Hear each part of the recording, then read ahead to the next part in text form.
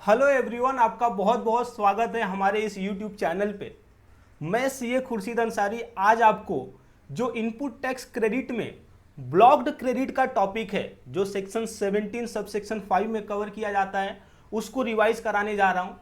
मैं बता दूँ, इसके पहले भी हमने 2 लेक्चर रिकॉर्ड करके रखा है इनपुट टैक्स क्रेडिट पे, तो आप उसे भी देख सकते हैं, जिसमें हमने सेक्शन 16 को कवर किया है। Okay, eligibility and condition for availment of input tax credit. And then जो सेक्शन 17 में अपोर्शनमेंट ऑफ क्रेडिट का बात है, उसको भी हमने कवर करके रखा है। जो हमारा ये तीसरा लेक्चर है आईटीसी पे, यहाँ पे हम सेक्शन 17 सब सेक्शन 5 के बारे में बात करेंगे, जो हमारे एग्जाम प्रोस्पेक्टिव से बहुत ही इंपॉर्टेंट है। मैं बता दूं, इसमें से तो एग्जाम में क्वेश्चन आना ही आना है, वो सीए इंटर हो तो या फिर सीए फाइनल हो तो। ओके, इसीलिए आप इस लेक्चर को बहुत ही ध्यान से देखिएगा, आप चीज़ों को बहुत ही अच्छे से समझिएगा। और मैं बता दूं, ये जो लेक्चर बना रहा हूं मैं बहुत एनालिसिस करने के बाद बना रहा हूं। और यहाँ पे जो रिविजनरी वीडियो है, ये ऐसा नहीं है कि बस हम प्रोविजन को पढ़ के छोड़ देंगे। प्रोविजन के साथ साथ जो हमारे मॉड्यूल में या पास्ट पेपर्स हैं, उसमें जो भी क्वेश्चन दिए गए हैं, वो सभी क्वेश्चन को हम यहाँ पे सॉल्व करने वाले हैं। मतलब क्या, ये एक वीडियो है ना, आपका ब्लॉक क्रेडिट को हर तरह से कवर करके देने वाला है। तो मैं आपसे रिक्वेस्ट करूंगा कि ये लेक्चर को आप पूरा देख करके जाइए। और अगर जो आपका हमारा ये लेक्चर पसंद आता है तो प्लीज़ हमारे इस चैनल को सब्सक्राइब कर दीजिए, ये जो वीडियो है इसको लाइक कर दीजिए और अपने दूसरे दोस्तों के साथ भी शेयर कीजिए, सो दैट इसका वो मैक्सिमम बेनिफिट उठा सके। तो आइए चलिए स्टार्ट करते हैं और चीज़ों को बहुत ही अच्छे से समझ लेते हैं। तो देखिए, जो सेक्शन 17 सब सेक्शन 5 है ऑफ सीजीएसटी एक्ट, वो बात करता है ब्लॉक्ड क्रेडिट। तो इनपुट टैक्स क्रेडिट क्या होता है? तो इनपुट टैक्स क्रेडिट ये होता है कि जो हम बिजनेस में इनपुट खरीदते हैं, गुड्स खरीदते हैं, सर्विसेज खरीदते हैं या फिर कैपिटल गुड्स खरीदते हैं, और उस पर वो जो जीएसटी हम भरते हैं, तो जब हम अपना आउटपुट टैक्स लायबिलिटी का पेमेंट करते हैं, तो अपने जो हमने इनपुट पर टैक्स चार्ज हुआ है, उसका हमको क्रेडिट मिल जाता है, और इसीलिए इसको बोला जाता है इनपुट टैक्स क्रेडिट। तो इनपुट टैक्स क्रेडिट में हमको क्रेडिट मिलता है। ओके, लेकिन ये जो सेक्शन 17 सब सेक्शन 5 है, ये क्या बोलता है? गवर्नमेंट ये बोलती है इस सेक्शन के थ्रू कि देखो भाई, इस सेक्शन में जो जो चीज़ों को मैंने कवर किया है, वो भले ही आपने उस पर अपने इनपुट पर टैक्स भरा है, देन इवन हम इसका आपको क्रेडिट नहीं देंगे। और इसके लिए बोला जाता है यहाँ पे जो क्रेडिट है वो ब्लॉक्ड है। ओके, तो देखो यही लिखा है, non availability of ITC in certain cases. मैं बता दूं, जो सेक्शन 16 है वो क्या बोलता है? Eligibility and condition for availment of ITC. And then जो सेक्शन 18 सब सेक्शन 1 है, वो स्पेशल सर्कमस्टांसेस में आईटीसी को अवेलमेंट करने की बात करता है। जैसे कि हमने न्यू रजिस्ट्रेशन लिया, ओके, हम कंपोजिशन स्कीम से नॉर्मल स्कीम में आ गए, या फिर हमारा जो एग्जेम्प्ट सप्लाई है वो टैक्सेबल सप्लाई बन गया। तो ये सेक्शन क्या बोलता है? सेक्शन 17 सब सेक्शन 5 आपको जो सेक्शन 16 में या फिर सेक्शन 18 में क्रेडिट बोला है, उसके ऊपर ये ओवरराइड कर देगा। मतलब क्या, जो चीज़ों के बारे में सेक्शन 17 सब सेक्शन 5 बोलता है कि इस चीज़ों पे क्रेडिट ब्लॉक है, तो हमेशा के लिए ब्लॉक है। ठीक है ना? तो देखो, सबसे पहले हम ये बात करते हैं कि जो आईटीसी ब्लॉक्ड है, गवर्नमेंट का इसके पीछे क्या इंटेंशन है? गवर्नमेंट क्यों बिजनेसमैन को इन चीज़ों पे आईटीसी नहीं देना चाहती? तो इसके पीछे रीजन ये है कि देखिए, गवर्नमेंट को ना डर है। डर इस बात का है कि जो हम यहाँ पे इस सेक्शन में बात करेंगे, फॉर एग्जांपल मोटर व्हीकल, तो गवर्नमेंट को ऐसा लग रहा है कि बिजनेसमैन ना अपने घर के लिए मोटर वैन खरीदेगा, मोटर व्हीकल खरीदेगा, फॉर एग्जांपल कार खरीदेगा, और बोलेगा कि ये बिजनेस में यूज हो रहा है। तो अभी देखिए, गवर्नमेंट को तो लॉस हो जाएगा, क्योंकि जो चीज़ें बिजनेस में नहीं यूज करेगा बिजनेसमैन, उसका भी उसको क्रेडिट मिल जाएगा। और गवर्नमेंट के लिए बहुत ही मुश्किल हो जाएगा फाइंड आउट करना कि कोई बिजनेसमैन कार खरीद रहे हैं तो बिजनेस में यूज करेगा या अपने घर पे पर्सनल पर्पस के लिए यूज करेगा। तो देखिए, जिस जिस जगह पे गवर्नमेंट को ऐसा लगा कि जो मैं क्रेडिट दे रही हूं, उस क्रेडिट का गलत यूटिलाइजेशन हो सकता है। मतलब क्या, जो चीज़ें बिजनेस में नहीं यूज हो रही है, पर्सनल पर्पस के लिए भी बिजनेसमैन यूज कर रहे हैं, उस पर वो लोग क्रेडिट ले लेंगे। तो वहां पे गवर्नमेंट ने क्रेडिट को ब्लॉक कर दिया। ठीक है, ये मोटा मोटा ये एक आप लॉजिक याद रखो, आगे और भी मैं 2 से 3 लॉजिक बताऊंगा आपको। ठीक है, तो सबसे पहले मोटर व्हीकल्स के बारे में बात करते हैं कि मोटर व्हीकल्स पे आईटीसी ब्लॉक्ड है। अब कैसे ब्लॉक्ड है उसको देखते हैं। मोटर व्हीकल आपको समझता है ना, जैसे कि बस हुआ, ट्रक हुआ, कार हुआ, मोटरसाइकिल हुआ, ऐसी चीजों पे। तो देखिए, अगर जो आपका जो मोटर व्हीकल्स है वो गुड्स ढोने वाला मोटर व्हीकल्स है, मतलब क्या, ऐसे मोटर व्हीकल्स जिसपे आप एज अ बिजनेसमैन जो आपका गुड्स है ना एक जगह से दूसरे जगह पे ट्रांसपोर्ट करते हो, तो गवर्नमेंट क्या बोलता है, भाई ये जो तुम्हारा गुड्स ढोने वाला व्हीकल्स है, ओके, इसको तो आप पर्सनल पर्पस के लिए यूज नहीं करोगे। आप खुद भी किसी को देखे हो क्या जो गुड्स ढोने वाला व्हीकल है, फॉर एग्जांपल ट्रक कोई पर्सनल पर्पस के लिए यूज करता है क्या? नहीं यूज करता है। तो गवर्नमेंट को ना यहाँ पे आईटीसी देने में कोई रिस्क नहीं था, इसीलिए गवर्नमेंट ने क्या बोला कि गुड्स व्हीकल के केस में आईटीसी ब्लॉक्ड नहीं होगा। मतलब क्या, बिजनेसमैन को उसका आईटीसी मिलेगा। ठीक है, अब बात आता है पैसेंजर व्हीकल जिस पे आईटीसी ब्लॉक्ड है। अभी सबसे पहले तो आपको यह समझना पड़ेगा पैसेंजर व्हीकल्स का मतलब क्या होता है। तो पैसेंजर व्हीकल्स मतलब वो व्हीकल्स जिसमें लोग ट्रैवल करते हैं। ओके, फॉर एग्जांपल कार हो गया, फॉर एग्जांपल बस हो गया, ठीक है ना, ऐसी चीजें। तो यहां पे गवर्नमेंट क्या बोल रही है, देखो गवर्नमेंट को किस चीज का खतरा है, किस चीज का रिस्क है कि जो बिजनेसमैन है वो अपने घर पे या पर्सनल पर्पस के लिए चीजें यूज करके क्रेडिट ना ले ले। तो इसी तरह से यहां पे क्रेडिट ब्लॉक भी किया है। देखिए क्या बोल रही है गवर्नमेंट, अगर जो कोई पैसेंजर व्हीकल्स है जिसमें लोग बैठ करके ट्रैवल करते हैं, ऐसी चीजें हैं, और उसका जो सीटिंग कैपेसिटी है ना मोर देन 13% पर्सन है including driver, then in that case जो आईटीसी है ना वो ब्लॉक्ड नहीं है। दूसरी side seating capacity less than या फिर equal to 30% including driver, then in that case ITC blocked. जैसे कि कार हुआ, उसमें सीटिंग कैपेसिटी कितना रहेगा, तो लेस देन और इक्वल टू 13% ही रहेगा, आपने देखा ही रहेगा। सो गवर्नमेंट क्या बोलती है, देखो भाई यहां पे less than equal to 13 capacity वाले जितने भी कार है या फिर पैसेंजर व्हीकल से उस पे हम आपको आईटीसी नहीं देंगे। ओके, लेकिन जिसमें सीटिंग कैपेसिटी मोर देन 30% है 13, देन इन दैट केस आपको आईटीसी मिल जाएगा।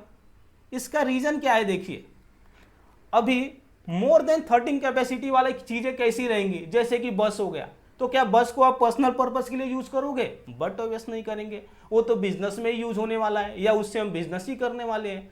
सो बिकॉज ऑफ दैट देखो गवर्नमेंट का थिंकिंग कि ये ना पर्सनल पर्पस के लिए नहीं यूज करेगा। तो जो व्हीकल्स है जिसमें सीटिंग कैपेसिटी मोर देन 13% है इंक्लूडिंग ड्राइवर, इसका आईटीसी ब्लॉक नहीं है, बिजनेसमैन को आईटीसी दे दो। लेकिन वो मोटर व्हीकल्स जिसमें सीटिंग कैपेसिटी लेस देन और इक्वल टू 13% है including driver, in that case वो पर्सनल पर्पस के लिए यूज किया जा सकता है, for example bike, for example car. तो गवर्नमेंट को, अब गवर्नमेंट तो जाकर के लोगों के घर पे देख नहीं सकती ना कि ये बिजनेसमैन जो कार खरीदा वो घर के लिए यूज कर रहा है या बिजनेस के लिए यूज कर रहा है या दोनों के लिए यूज कर रहा है। इसीलिए गवर्नमेंट ने क्या किया, उस पे आईटीसी को ब्लॉक कर दिया। ठीक है, अभी देखिए यहां पे एक्सेप्शंस भी है इस ब्लॉक क्रेडिट का। जो मोटर व्हीकल्स के बारे में बात किया, जो पैसेंजर के लिए था, उसका एक्सेप्शन क्या है, देखो where the passenger vehicles is use for making the following taxable supply. तो जो पैसेंजर व्हीकल्स है वो फॉलोइंग टैक्सेबल सप्लाई करने के लिए यूज हो रहा है, इन दैट केस जो आईटीसी रहेगा वो अलाउड हो जाएगा। तो इसको आप कैसे याद रखोगे, FIT फिट करके याद रखोगे। F से क्या हो रहा है, further supply of such motor vehicle. तो देखो ना, कोई ये एक पर्सन है, ठीक है, ये मोटर व्हीकल का डीलर है, ये मोटर व्हीकल खरीद रहा है और मोटर व्हीकल बेच रहा है। तो आप बताओ ये जो मोटर व्हीकल्स का डीलर है क्या ये पर्सनल पर्पस के लिए उसको यूज कर पाएगा? बट ऑब्वियस नहीं कर पाएगा, क्योंकि वो खरीद रहा है फिर बेच रहा है, उसको उसी का बिजनेस कर रहा है। तो गवर्नमेंट क्या बोलती है, ऐसे केस में पर्सनल यूज का रिस्क नहीं है, तो क्या करो, इस पर्सन को आप आईटीसी दे दो। ओके, दूसरा point, imparting training of driving the such motor vehicles. आपने ऐसा भी देखा रहेगा कि कुछ लोग मालूम है किस चीज का बिजनेस करते हैं, कार कैसे चलाए, ठीक है ना, बस कैसे चलाए, वो ड्राइवरिंग की सर्विस देते हैं कि किसी को सिखा करके देते हैं। तो अगर जो ऐसे लोग ये मोटर व्हीकल्स खरीद रहे हैं जिसका seating capacity less than equal to 13 भी रहे, देन इवन आईटीसी अलाउड हो जाएगा, क्योंकि वो बिजनेस पर्पस के लिए खरीद रहे हैं, उसका ही बिजनेस कर रहे हैं वो लोग, ठीक है ना। इम्पार्टिंग ट्रेनिंग के लिए कोई खरीद रहा है तो उस पर आईटीसी अलाउड हो जाएगा। एंड देन तीसरा क्या बोलता है, ट्रांसपोर्टेशन ऑफ पैसेंजर। कोई ड्राइवर है, उसका बिजनेस क्या है, वो गाड़ी खरीदता है और गाड़ी के बेसिस पे क्या करता है, भाड़ा चार्ज करता है लोगों को एक जगह से दूसरे जगह छोड़ करके। तो उस केस में अगर जो seating capacity less than equal to 13% भी रहे, देन इवन आईटीसी अलाउड हो जाएगा, ठीक है। तो अब तक हमने क्या पढ़ा, तो एक बार मैं रिवाइज करा देता हूं आपको। तो हमने मोटर व्हीकल्स पे आईटीसी ब्लॉक है, कहां पे है वो पढ़ा। तो देखो मोटर व्हीकल्स के केस में जो गुड्स वाला मोटर व्हीकल्स है तो पर्सनल पर्पस के लिए यूज नहीं हो सकता है, इसीलिए यहाँ पे आईटीसी ब्लॉक नहीं है, पूरा आईटीसी अलाउड हो सकता है। ओके, उसके बाद से सेक्शन 17 सब सेक्शन 5 क्लॉज ए में ब्लॉक क्रेडिट के बाद किया गया किस पे, पैसेंजर व्हीकल पे। तो यहाँ पे क्या बोला गया, वो पैसेंजर व्हीकल जिसमें सीटिंग कैपेसिटी लेस देन और इक्वल टू 13% है इंक्लूडिंग ड्राइवर, तो पर्सनल पर्पस के लिए यूज किया जा सकता है और गवर्नमेंट इसको देख नहीं पाएगी। सो बिकॉज ऑफ दैट यहाँ पे जो आईटीसी है उसको ब्लॉक कर दिया जाए। ऑन द अदर हैंड वो पैसेंजर व्हीकल जिसमें सीटिंग कैपेसिटी मोर देन 13% है इंक्लूडिंग ड्राइवर, जैसे कि बस हो गया, तो इस केस में बस को तो कोई पर्सनल पर्पस के लिए यूज करेगा नहीं। सो बिकॉज ऑफ दैट यहाँ पे आईटीसी ब्लॉक्ड नहीं है, आईटीसी अलाउड है। उसके बाद से ये सेक्शन आगे बढ़ा और क्या बोला कि जो लेस देन 13 और इक्वल टू 13% है इंक्लूडिंग ड्राइवर, अगर जो ऐसे भी मोटर व्हीकल्स है उस पर भी हम आईटीसी दे देंगे। कौन से केस में, तो फीट के केस में। तो फीट का केस क्या है, तो एफ से क्या था, further supply of such motor vehicle. I से क्या था, इम्पार्टिंग ट्रेनिंग। तो कोई ऐसा पर्सन है जो क्या कर रहा है, इम्पार्टिंग ट्रेनिंग की सर्विस दे रहा है, मतलब मोटर कार को कैसे ड्राइव करे ऐसा सर्विस दे रहा है, ठीक है ना। इन दैट केस जो मोटर कार खरीद रहा है भले उसमें लेस देन इक्वल टू 13% का कैपेसिटी है सीट करने का, देन इवन आईटीसी अलाउड होगा। उसके बाद ट्रांसपोर्टेशन ऑफ पैसेंजर, मतलब क्या, कोई ड्राइवर है वो क्या करता है, वो पैसेंजर को ट्रांसपोर्ट करने का बिजनेस करता है और वो टैक्सी खरीदता है, तो उस टैक्सी पे उसको आईटीसी अलाउड हो जाएगा, ठीक है। आगे बढ़ते हैं। अभी देखो section 17 subsection 5 clause double A क्या बोलता है, vessels and aircraft. Okay, vessels मतलब जो पानी में जहाजें हैं उनको, और उसके बाद से एयरक्राफ्ट मतलब जो हवाई जहाज होता है, ठीक है। तो इस पे भी आईटीसी ब्लॉक्ड है। अब कहां पे ब्लॉक्ड है उसकी बात कर लेते हैं। तो देखो, अगर जो vessels and aircraft use for transportation of goods, हम गुड्स के ट्रांसपोर्टेशन के लिए यूज कर रहे हैं, ठीक है ना, मतलब क्या, बिजनेस में जो हमारे गुड्स है उसको अपने बिजनेस से, अपने फैक्ट्री से समझ लीजिए कस्टमर के पास पहुंचाने का काम कर रहे हैं, इस वेसल से या फिर एयरक्राफ्ट से हमारा इंपोर्ट एक्सपोर्ट का बिजनेस है, तो ये पॉसिबल हो सकता है। देन इन दैट केस वहां पे आईटीसी ब्लॉक्ड नहीं होगा। लेकिन एनी अदर यूज के लिए हमारे पास वेसल्स या एयरक्राफ्ट है, फॉर एग्जाम्पल हम क्या करते हैं, अपने डायरेक्टर्स को दूसरे देश में भेजते हैं, अपने खुद के एयरक्राफ्ट है या फिर वेसल्स है उससे, देन इन दैट केस भले ही आप वो एयरक्राफ्ट और वेसल्स को बिजनेस में यूज कर रहे हो, देन इवन उस पर जो आईटीसी रहेगा वो ब्लॉक्ड हो जाएगा। फिर वही बात है यहाँ पे कि गवर्नमेंट को ऐसा लग रहा है कि यार ये तो खुद के ट्रांसपोर्ट के लिए लिए हैं, तो अब ये बिजनेस के लिए करे या घर के लिए करे हमको कैसे मालूम पड़ेगा, हम जा करके देखने वाले हैं क्या, इसीलिए इस पे आईटीसी ब्लॉक कर दो। ओके, लेकिन देखो इसके भी एक्सेप्शन है, और एक्सेप्शन वही है ऊपर वाले फीट। ये फीट क्या था, तो further supply of such aircraft and vessel. तो कोई समझ लीजिए पर्सन है, ये क्या करता है, एयरक्राफ्ट और वेसल में डील करता है, ये एयरक्राफ्ट और वेसल को खरीदता है और एयरक्राफ्ट और वेसल को बेच देता है। ओके, तो इन दैट केस उसको आईटीसी मिल जाएगा, ठीक है ना। उसके बाद से क्या बोलता है, इम्पार्टिंग ट्रेनिंग। तो कोई एक ऐसा बिजनेसमैन है जो क्या करता है, वेसल्स कैसे चलाए, एयरक्राफ्ट कैसे चलाए, इसके लिए ट्रेनिंग देता है। और वैसे जो ट्रेनिंग देता है बिजनेसमैन, अगर जो एयरक्राफ्ट और वेसल खरीदता है और उस पर जो टैक्स भरता है उसको उसका इनपुट टैक्स क्रेडिट मिल जाएगा। And then transportation of passenger, aircraft और वेसल्स तो मैंने खरीदा, लेकिन मेरा बिजनेस ही है भाई क्या करने का, पैसेंजर को ट्रांसपोर्ट करने का, ठीक है ना। तो जैसे कि विस्तारा हो गया, एयर इंडिया हो गए, तो ये लोग जो क्राफ्ट खरीद रहे हैं, ठीक है ना, वेसल्स खरीद रहे हैं, ठीक है ना, उस पे उनको आईटीसी मिल जाएगा। अभी देखिए, अभी क्या बोला जा रहा है कि ये जो खरीद रहे हो आप, बस उतना ही आईटीसी ब्लॉक्ड नहीं है। अगर जो उस चीज़ों पे आप सर्विसिंग करा रहे हो, आपका वेसल से, एयरक्राफ्ट है, ठीक है ना, मोटर व्हीकल से, उसका आप सर्विसिंग करा रहे हो, तो सर्विसिंग पे जो आईटीसी भर रहे हो, इनपुट टैक्स भर रहे हो ना, उसका भी आईटीसी नहीं मिलेगा आपको। या फिर आप इसका जनरल इंश्योरेंस ले रहे हो, ठीक है, आपके वेसल्स का, एयरक्राफ्ट का, ओके, या फिर वो जो शिप है इसका आप क्या कर रहे हो, आप जनरल इंश्योरेंस लेकर के रखे हो, तो उस पे भी जो आपने आईटीसी भरा है ना जनरल इंश्योरेंस पे, उसका भी आपको क्रेडिट नहीं मिलेगा। देन रिपेयर एंड मेंटेनेंस, आपका जो मोटर व्हीकल्स है, एयरक्राफ्ट है या फिर वेसल्स है, उसका आपने रिपेयर एंड मेंटेनेंस कराया, देन इन दैट केस उसका भी आईटीसी ब्लॉक्ड है। हाँ, लेकिन इसके एक्सेप्शन है आईटीसी ब्लॉक्ड के। अब ये एक्सेप्शन क्या है देखो, when service are related to non blocked ITC cases that is fit. तो कहने का मतलब क्या है, ऊपर जो हमने देखा जहां जहां पे क्रेडिट ब्लॉक्ड नहीं है, फॉर एग्जांपल फर्दर सप्लाई वाला केस था, इंपार्टिंग वाला केस था, इंपार्टिंग ट्रेनिंग आई मीन, उसके वजह से क्या था, ट्रांसपोर्टेशन ऑफ पैसेंजर का ही आपका बिजनेस है, और वहां पे आपने वेसल खरीदा है, एयरक्राफ्ट खरीदा है या फिर मोटर व्हीकल खरीदा है, तो उस पर तो आपको आईटीसी मिल रहा था। तो ऐसे केस में ये जो तीन आप सर की सर्विसेज ले रहे हो, ठीक है ना, एस से क्या था सर्विसेज, आई से क्या था जनरल इंश्योरेंस, आर से क्या था रिपेयर एंड मेंटेनेंस, तो उसका भी आपको आईटीसी मिल जाएगा। ठीक है, तो फीट के केस में आईटीसी मिलेगा, अदर केसेस में आईटीसी नहीं मिलेगा। ओके, दूसरा पॉइंट क्या बोलता है, when such service is received by a person who is engage in the manufacture of such conveyance. तो देखो, ये एक पर्सन है, ये क्या करता है, ऐसे जो कन्वेंस है, एयरक्राफ्ट, वेसल्स, मोटर व्हीकल्स, ये सब का ये मैन्युफैक्चरिंग करता है, और मैन्युफैक्चरिंग करते टाइम ये सब वो सर्विस ले रहा है, जनरल इंश्योरेंस ले रहा है या फिर रिपेयर एंड मेंटेनेंस ले रहा है, देन इन दैट केस उस पे उसको आईटीसी मिल जाएगा। ठीक है, तो पहला फिट था और दूसरा engage in manufacturing business of such things. तीसरा क्या है, when such service is received by person engage in the supply of general insurance services in respect of such conveyance, example GIC, reinsurance. अभी इसका मतलब क्या होता है, एक बात को समझो आप, ये जो इंश्योरेंस कंपनियां हैं ना, उन पे बहुत ज़्यादा रिस्क रहती है।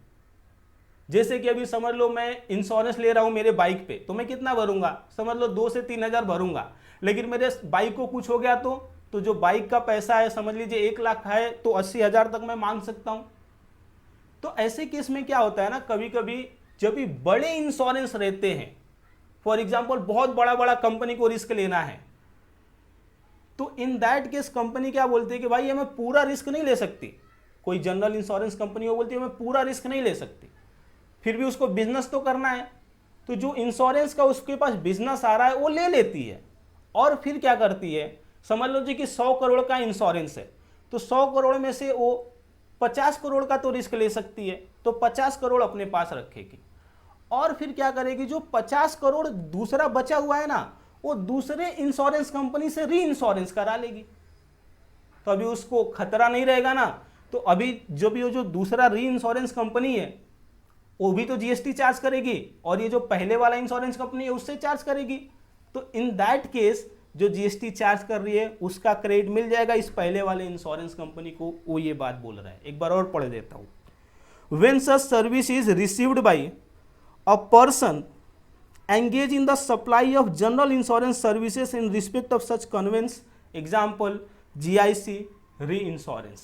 ओके, तो यहाँ पे ये जो मोटर व्हीकल्स था, वेसल्स था और एयरक्राफ्ट था, उस पे क्या क्रेडिट ब्लॉक है उसके बारे में मैंने आपको बहुत ही अच्छे से पढ़ा दिया।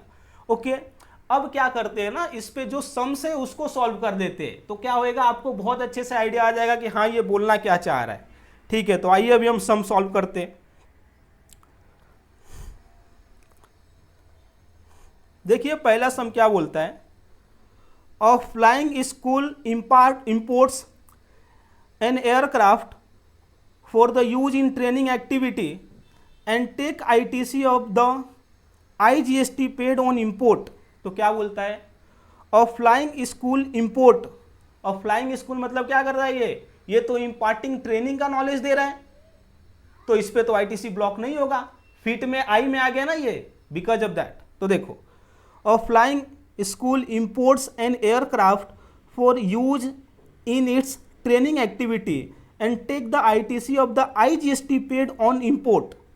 The departmental audit raises an objection that ITC is not allowed on aircraft। offer your comment।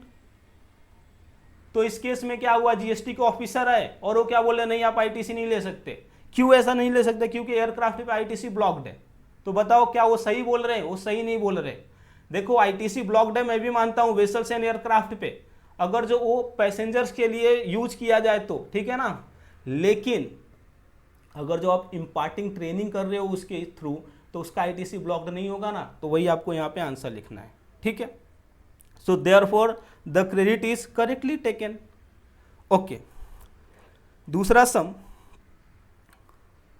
ABC company limited is engage in the manufacture of the heavy machinery. ठीक है, तो ABC कंपनी है वो क्या करती है, मैन्युफैक्चर करती है हैवी मशीनरी को। ठीक है, it procured the following item during the month of July. तो जुलाई के मंथ में इसने ये चीज़ों को खरीदा है। ओके, आगे क्या क्वेश्चन बोल रहा है, determine the amount of ITC available with ABC company for the month of July by giving necessary explanation for the treatment of various item. ठीक है, तो ये क्या बोल रही है कि जुलाई के मंथ में उसको कितना क्रेडिट मिलेगा, आप ये बताओ, और क्यों, किस चीज़ पे क्रेडिट मिलेगा, किस चीज़ पे नहीं मिलेगा, उसके पीछे बकायदा जो रीजन है, जो सेक्शन में बोला गया है, जो प्रोविजन है, उसको भी आप बताओ। ठीक है, note, all the condition necessary for availment of ITC have been fulfilled. और जो कंडीशन है ITC को अवेल करने के लिए, वो सभी कंडीशन को फुलफिल कर दिया गया है। कंडीशन कहाँ पे दिया है बताइए, सेक्शन 16 में दिया है। ओके, उसके बाद से ABC company limited is not eligible for any threshold exemption. तो ABC कंपनी को कोई एग्जाम्शन भी नहीं मिला है। ठीक है, अभी देखते हैं क्या क्या चीज़ें हैं और उसका एनालिसिस करते हैं कि ITC मिलना चाहिए या नहीं मिलना चाहिए ABC कंपनी को for the month of July. तो serial number, item and GST paid. तो पहला क्या बोलता है, electrical transformer to be use in the manufacturing process. तो ABC कंपनी ने क्या किया है, इलेक्ट्रिकल ट्रांसफार्मर खरीदा है। ठीक है ना, तो उसके लिए प्लांट एंड मशीनरी रहेगा, और उस पर जो उसने GST पे किया है उसका ITC उसको मिल जाएगा। तो 5,20,000 का ITC मिलेगा। दूसरा क्या बोलता है, truck use for transportation of raw material. ये देखिए, तो ट्रक है, ये तो मोटर व्हीकल्स है, तो इस पे ITC मिलेगा या नहीं वो अपने को समझना पड़ेगा। तो जो मोटर व्हीकल्स है उससे हम क्या ट्रांसपोर्ट कर रहे हैं, गुड्स ट्रांसपोर्ट कर रहे हैं ना, और जो गुड्स ट्रांसपोर्टिंग मोटर व्हीकल्स रहते हैं उसका ITC तो अपने को वैसे ही अलाउड रहता है। तो ये जो 1 लाख का ITC है ये भी अलाउड हो जाएगा। तीसरा, रॉ मटेरियल, रॉ मटेरियल हमने खरीदा है 2 लाख का, उस पर GST पे किया है, तो इसका भी अपने को ITC मिल जाएगा। आगे क्या बोलता है, complimentary item for the consumption of employ working in the factory. ठीक है ना, तो आपको इसके बारे में मैं आगे बताऊंगा कि जो फूड एंड ब्रेवरेजेस रहते हैं ना, उस पर भी गवर्नमेंट ने ITC को ब्लॉक करके रखा है। क्या रीजन है, सीधी सी बात है, अभी तुम घर के लिए मंगा रहे हो खाना या बिजनेस के लिए मंगा रहे हो, गवर्नमेंट को कैसे मालूम पड़ेगा। ठीक है ना, तो नॉर्मली ये सब चीज़ें पर्सनल पर्पस के लिए ही होती है, तो ITC फूड एंड ब्रेवरेजेस पे भी ब्लॉक्ड है। आगे हम इसके बारे में बहुत अच्छे से बात करेंगे। तो ये वाला क्रेडिट उसको नहीं मिलेगा। तो देखो 5,20,000, 1 लाख और 2 लाख का क्रेडिट मिलेगा। तो देखो यहाँ पे 5,20,000 का क्रेडिट मिला है, 1 लाख का मिला है, 2 लाख का मिला है, और ये तीसरा वाला क्रेडिट नहीं मिला है। तो इस तरह से ABC कंपनी को टोटल ITC कितना मिलेगा, तो 8,20,000 का मिलेगा। ठीक है, आगे बढ़ते हैं।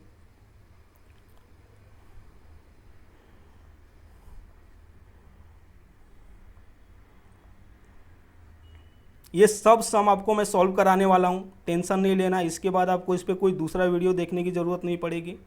ओके, ये क्वेश्चन देखिए क्या बोल रहा है, a taxable person is in the business of information technology. ठीक है, तो एक टैक्सेबल पर्सन है जिसने GST में रजिस्ट्रेशन ले रखा है और वो इंफॉर्मेशन टेक्नोलॉजी के बिजनेस में है। आगे क्या बोलता है, ही बाय अ कार, वो क्या करता है, वो कार खरीदता है। मैक्सिमम सीटिंग कैपेसिटी कितना है उसमें, 5 पर्सन का है, तो less than equal to 13 person है ये। तो इस पे तो देखते हैं आईटीसी वैसे ब्लॉक्ड होना चाहिए। आगे क्या बोला जा रहा है, for the use of executive director, तो एग्जीक्यूटिव डायरेक्टर के लिए यूज कर रहे हैं, मतलब क्या ये पैसेंजर व्हीकल्स है, ठीक है ना, तो बिजनेस के जो पैसेंजर्स है उनको ये ढोने की बात कर रहा है।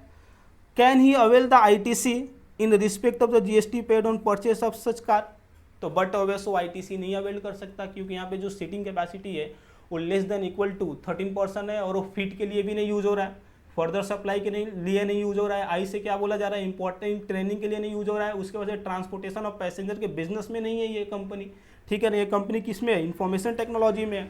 सो बिकॉज ऑफ दैट ये जो आईटीसी है वो ब्लॉक्ड होगा as per section 17 subsection 5। Okay, सो देखो यहाँ पे लिखा रहेगा कि no as per section 17 subsection 5 clause a, ITC on the motor vehicle for transportation of passenger with seating capacity up to 13 person including driver can be availed only if taxable person is in the business of transportation of passenger or is providing क्या बोलता है, is providing the service of imparting training on such motor vehicles or in the business of supply of such motor vehicle, तो इसीलिए उसको credit नहीं मिलेगा। Okay, अगला question, messrs A limited or registered person under GST law and purchase 10 cars for 45 lakhs plus 28% GST, तो क्या बोलता है, मेसर्स ए लिमिटेड और registered person under GST law, तो मेसर्स ए लिमिटेड क्या है, registered person under GST law, और वो क्या बोल रहा है कि 10 ट्रक खरीदा उन्होंने, कितने का खरीदा, 45 लाख का खरीदा और प्लस 28% जीएसटी खरीदा, तो ये इनके लिए तो इनपुट है। अभी देखना पड़ेगा ये जो इनपुट है उसका क्रेडिट मिलेगा कि नहीं मिस्टर ए को, जब ये आउटपुट टैक्स लायबिलिटी का पेमेंट करेंगे, ठीक है। Messrs A limited sold 8 car for 55 lakhs plus 28% GST. अभी देखो ये कार को खरीदे भी और ये कार को बेचे भी, तो आप इससे ये बता सकते हो ये किस चीज के बिजनेस में है, तो बट ऑब्वियस ये तो कार के बेचने और खरीदने के बिजनेस में है। मतलब क्या, ये जो कार खरीद रहे हैं ये किस इंटेंशन से खरीद रहे हैं, फर्दर सप्लाई के इंटेंशन से खरीद रहे हैं, and because of that feet में एफ है further supply of such motor vehicles, तो बिकॉज ऑफ दैट इनको इनका आईटीसी मिल जाएगा जो 10 कार पे इन्होंने पे करके रखा है। तो देखो आगे क्या बोला जा रहा है, find out the GST liability in the following 2 independent cases. Okay, ये क्वेश्चन भी बोल के रखा है, देखो क्वेश्चन क्या बोल रहा है कि ये 2 इंडिपेंडेंट केसेस दे रहा है। Messrs A limited is the dealer of motor vehicles, अगर जो मिस्टर ए लिमिटेड का मेसर्स ए लिमिटेड का बिजनेस ही है मोटर कार में डील करने का। दूसरा, messrs A limited is not a dealer of motor vehicles, तो मैं बता दूं अगर जो मोटर व्हीकल्स के डीलर रहेंगे तो उनको आईटीसी मिलेगा, और मोटर व्हीकल्स के डीलर नहीं रहेंगे तो उनको आईटीसी नहीं मिलेगा। तो देखिए वही इसी तरह से यहाँ पे सोल्यूशन हुआ है। सो यहाँ पे particular messrs A limited is in the dealer in the motor vehicle, अगर जो मोटर व्हीकल्स के डीलर है तो यहाँ पे देखो GST on supply of goods, जो उन्होंने सप्लाई किया उस पर जीएसटी कितना लगेगा, तो 15.40 लैक्स। ये कैसे आया, तो देखो 55 लाख का उन्होंने बेचा ना, मल्टीप्लाई बाय 28% जीएसटी लगा दो उस पर, तो ये कितना आएगा 15.40 लैक्स, तो इतना उनको पे करना पड़ेगा लेस आईटीसी, क्योंकि ये डीलर है ना इसी बिजनेस में है, बिकॉज ऑफ दैट फीट में जो एफ है उसमें कवर होते हैं, और बिकॉज ऑफ दैट इनको आईटीसी मिल जाएगा। तो नेट में मेसर्स ए को कितना टैक्स पे करना पड़ेगा, तो उनको 2.8 लैक्स का टैक्स पे करना पड़ेगा जब ये मोटर कार को सोल्ड किए हैं तभी। ओके, दूसरे केस में अगर जो messrs A is not the dealer of the motor vehicles, तो जब मेसर्स ए मोटर व्हीकल्स के डीलर नहीं है तो फीट के जो एफ है further supply of such motor vehicles में तो कवर होंगे नहीं, सो because of that ITC blocked होगा। ओके, तो इनका जो आउटवर्ड सप्लाई है मोटर व्हीकल्स का उस पर तो गवर्नमेंट टैक्स मांगेगी, और गवर्नमेंट क्या बोलेगी, देख इसको तूने जो खरीदा था और उस पर जो तूने टैक्स भरा था उसका मैं तेरे को आईटीसी भी नहीं दूंगी। तो देखो गवर्नमेंट क्या बोल रही है, तुम ना मुझे 15.4 लाख का आउटवर्ड सप्लाई पर टैक्स दो, और साथ ही साथ जो आपका इनपुट है ठीक है ना, उस पे जो टैक्स लगा है उसका मैं क्रेडिट नहीं दूंगी, क्योंकि सेक्शन 17 सबसेक्शन 5 क्लॉज ए में उसको मैंने ब्लॉक करके रखा है। तो आपसे मैं कितना टैक्स लूंगी, तो आपसे मैं 15,40,000 का टैक्स लूंगी। ओके, ये भी सम आपको बहुत अच्छे से समझा रहेगा। अभी अगला सम, मिस्टर राम और स्कूल वैन ड्राइवर, ये देखो ये ड्राइवर है, तो ये क्या करते हैं, ये कार को खरीदे रहेंगे तो किसके लिए खरीदे रहेंगे, तो ये पैसेंजर व्हीकल्स के लिए खरीद, मतलब क्या करेंगे, ट्रांसपोर्टेशन ऑफ पैसेंजर के लिए खरीदे रहेंगे, है ना। देखते हैं सम क्या बोलता है। मिस्टर राम और school van driver and also registered person under GST law, he purchase Omni vehicles for 8 lakhs plus 28% GST. Mister Ram is eligible for ITC on this vehicles, explain. हाँ, तो मिस्टर राम को मिल जाएगा कि FIT में जो टी है ना, ट्रांसपोर्टेशन ऑफ पैसेंजर की बिजनेस में है वो, एंड बिकॉज ऑफ दैट उनको ITC मिल जाएगा। तो देखो क्या बोलते हैं, since mister Ram is a registered person supplying taxable services in the nature of transportation of passenger, he is eligible to avail the ITC on motor vehicle. Okay, समझा रहेगा आपको। अगला सम क्या बोलता है, messrs Maruti driving school private limited supply taxable services in the month of October 2000 for 15 lakhs plus GST at the rate of 18%। ठीक है, to provide training on driving, देखो प्रोवाइड ट्रेनिंग ऑन ड्राइविंग, तो ये क्या करते हैं, इम्पार्ट कर रहे हैं नॉलेज को कि कैसे व्हीकल्स को ड्राइव किया जाए। तो इनको तो ITC मिल जाएगा, जो भी ये कार खरीदेंगे, वेसल्स खरीदेंगे, एयरक्राफ्ट खरीदेंगे। तो देखो क्या बोला जा रहा है, कंपनी परचेज 2 व्हीकल्स, कंपनी ने जो है ना मेसर्स मारुति, उसने क्या किया है, 2 व्हीकल्स खरीदा है for this purpose, namely passenger vehicles for 20 lakhs plus 28% GST। उन्होंने कितने का खरीदा है, 20 lakhs का खरीदा है और उस पर 28% GST पे किया है। ठीक है, and goods vehicle for 33 lakhs plus GST 28%। तो देखो ये जो गुड्स व्हीकल्स है, गुड्स व्हीकल पे तो डायरेक्ट GST मिल जाएगा, ठीक है ना, उसका क्रेडिट मिल जाएगा, और पैसेंजर व्हीकल्स पे भी उनको क्रेडिट मिल जाएगा क्योंकि वो ट्रेनिंग इम्पार्ट कर रहे हैं। Find the net GST liability of messrs Maruti driving school private limited. तो देखो यहाँ पे हम कैलकुलेशन देखते हैं, computation of GST net liabilities, GST on the output supply, तो 2,70,000 है, 2,70,000 कैसे आया, तो इन्होंने ये जो 15 लाख का सप्लाई किया आउटवर्ड, उस पर हमने मल्टीप्लाई किया 18%। और देखो ऑन द पैसेंजर व्हीकल्स पे भी उनको ITC मिल जाएगा। क्यों पैसेंजर व्हीकल्स पे मिल जाएगा, क्योंकि वो इम्पार्टिंग ट्रेनिंग के बिजनेस में, बिकॉज ऑफ दैट। और उसके बाद से गुड्स व्हीकल पे तो वैसे सबको क्रेडिट मिलता है, तो ये क्रेडिट मिल जाएगा। तो इस तरह से इनके पास एक्सेस ITC कितना बच जाएगा, एक्सेस ITC बच जाएगा 12,14,000 का, जो नेक्स्ट मंथ कैरी फॉरवर्ड होगा, इनके ITC के लेजर में दिखेगा। ओके, आगे बढ़ते हैं। ये क्वेश्चन क्या बोलता है, course completion certificate training offer by messrs sky limited flying training institute. तो ये क्या बोलता है, एयरक्राफ्ट को कैसे फ्लाई करने का उसके बिजनेस में ये ट्रेनिंग देता है, इम्पार्टिंग ट्रेनिंग कर रहा है ये। Okay, purchase aircraft for 22 crore, 22 crore के लिए इसने एयरक्राफ्ट खरीदा और उस पर 28% GST पे किया। क्वेश्चन अपने से क्या बोल रहा है, whether the flying institute is eligible for input tax credit on the purchase of aircraft. तो क्या उसको क्रेडिट मिलेगा, हाँ मिलेगा ना, फिट में जो आई है उसमें ये कवर हो रहे हैं। ठीक है, और कोई पहले पे क्वेश्चन है वो मैं देख लेता हूँ, मोटर व्हीकल्स पे है क्या कोई क्वेश्चन, नहीं है। अब आगे बढ़ते हैं। आशा करता हूँ आपको मेरा लेक्चर ये पसंद आ रहा है, चीज़ें आपको बहुत ही अच्छे से समझ में आ रही है। अगर जो ऐसा है तो आप मेरे चैनल को सब्सक्राइब कर दीजिए प्लीज़। आगे बढ़ते हैं। अब देखो, और जो दूसरे ब्लॉक क्रेडिट है उसकी पढ़ाई करते हैं। अभी हम बात करते हैं section 17 subsection 5 clause B के बारे में। यहां पे क्या दिया गया मैं आपको बताना चाहूंगा। देखो, ITC on certain specified goods and services is blocked. Government ने ना ऐसे सर्विसेज को चुना है, इस सर्विसेज पे आईटीसी ब्लॉक्ड, इस गुड्स पे आईटीसी ब्लॉक्ड।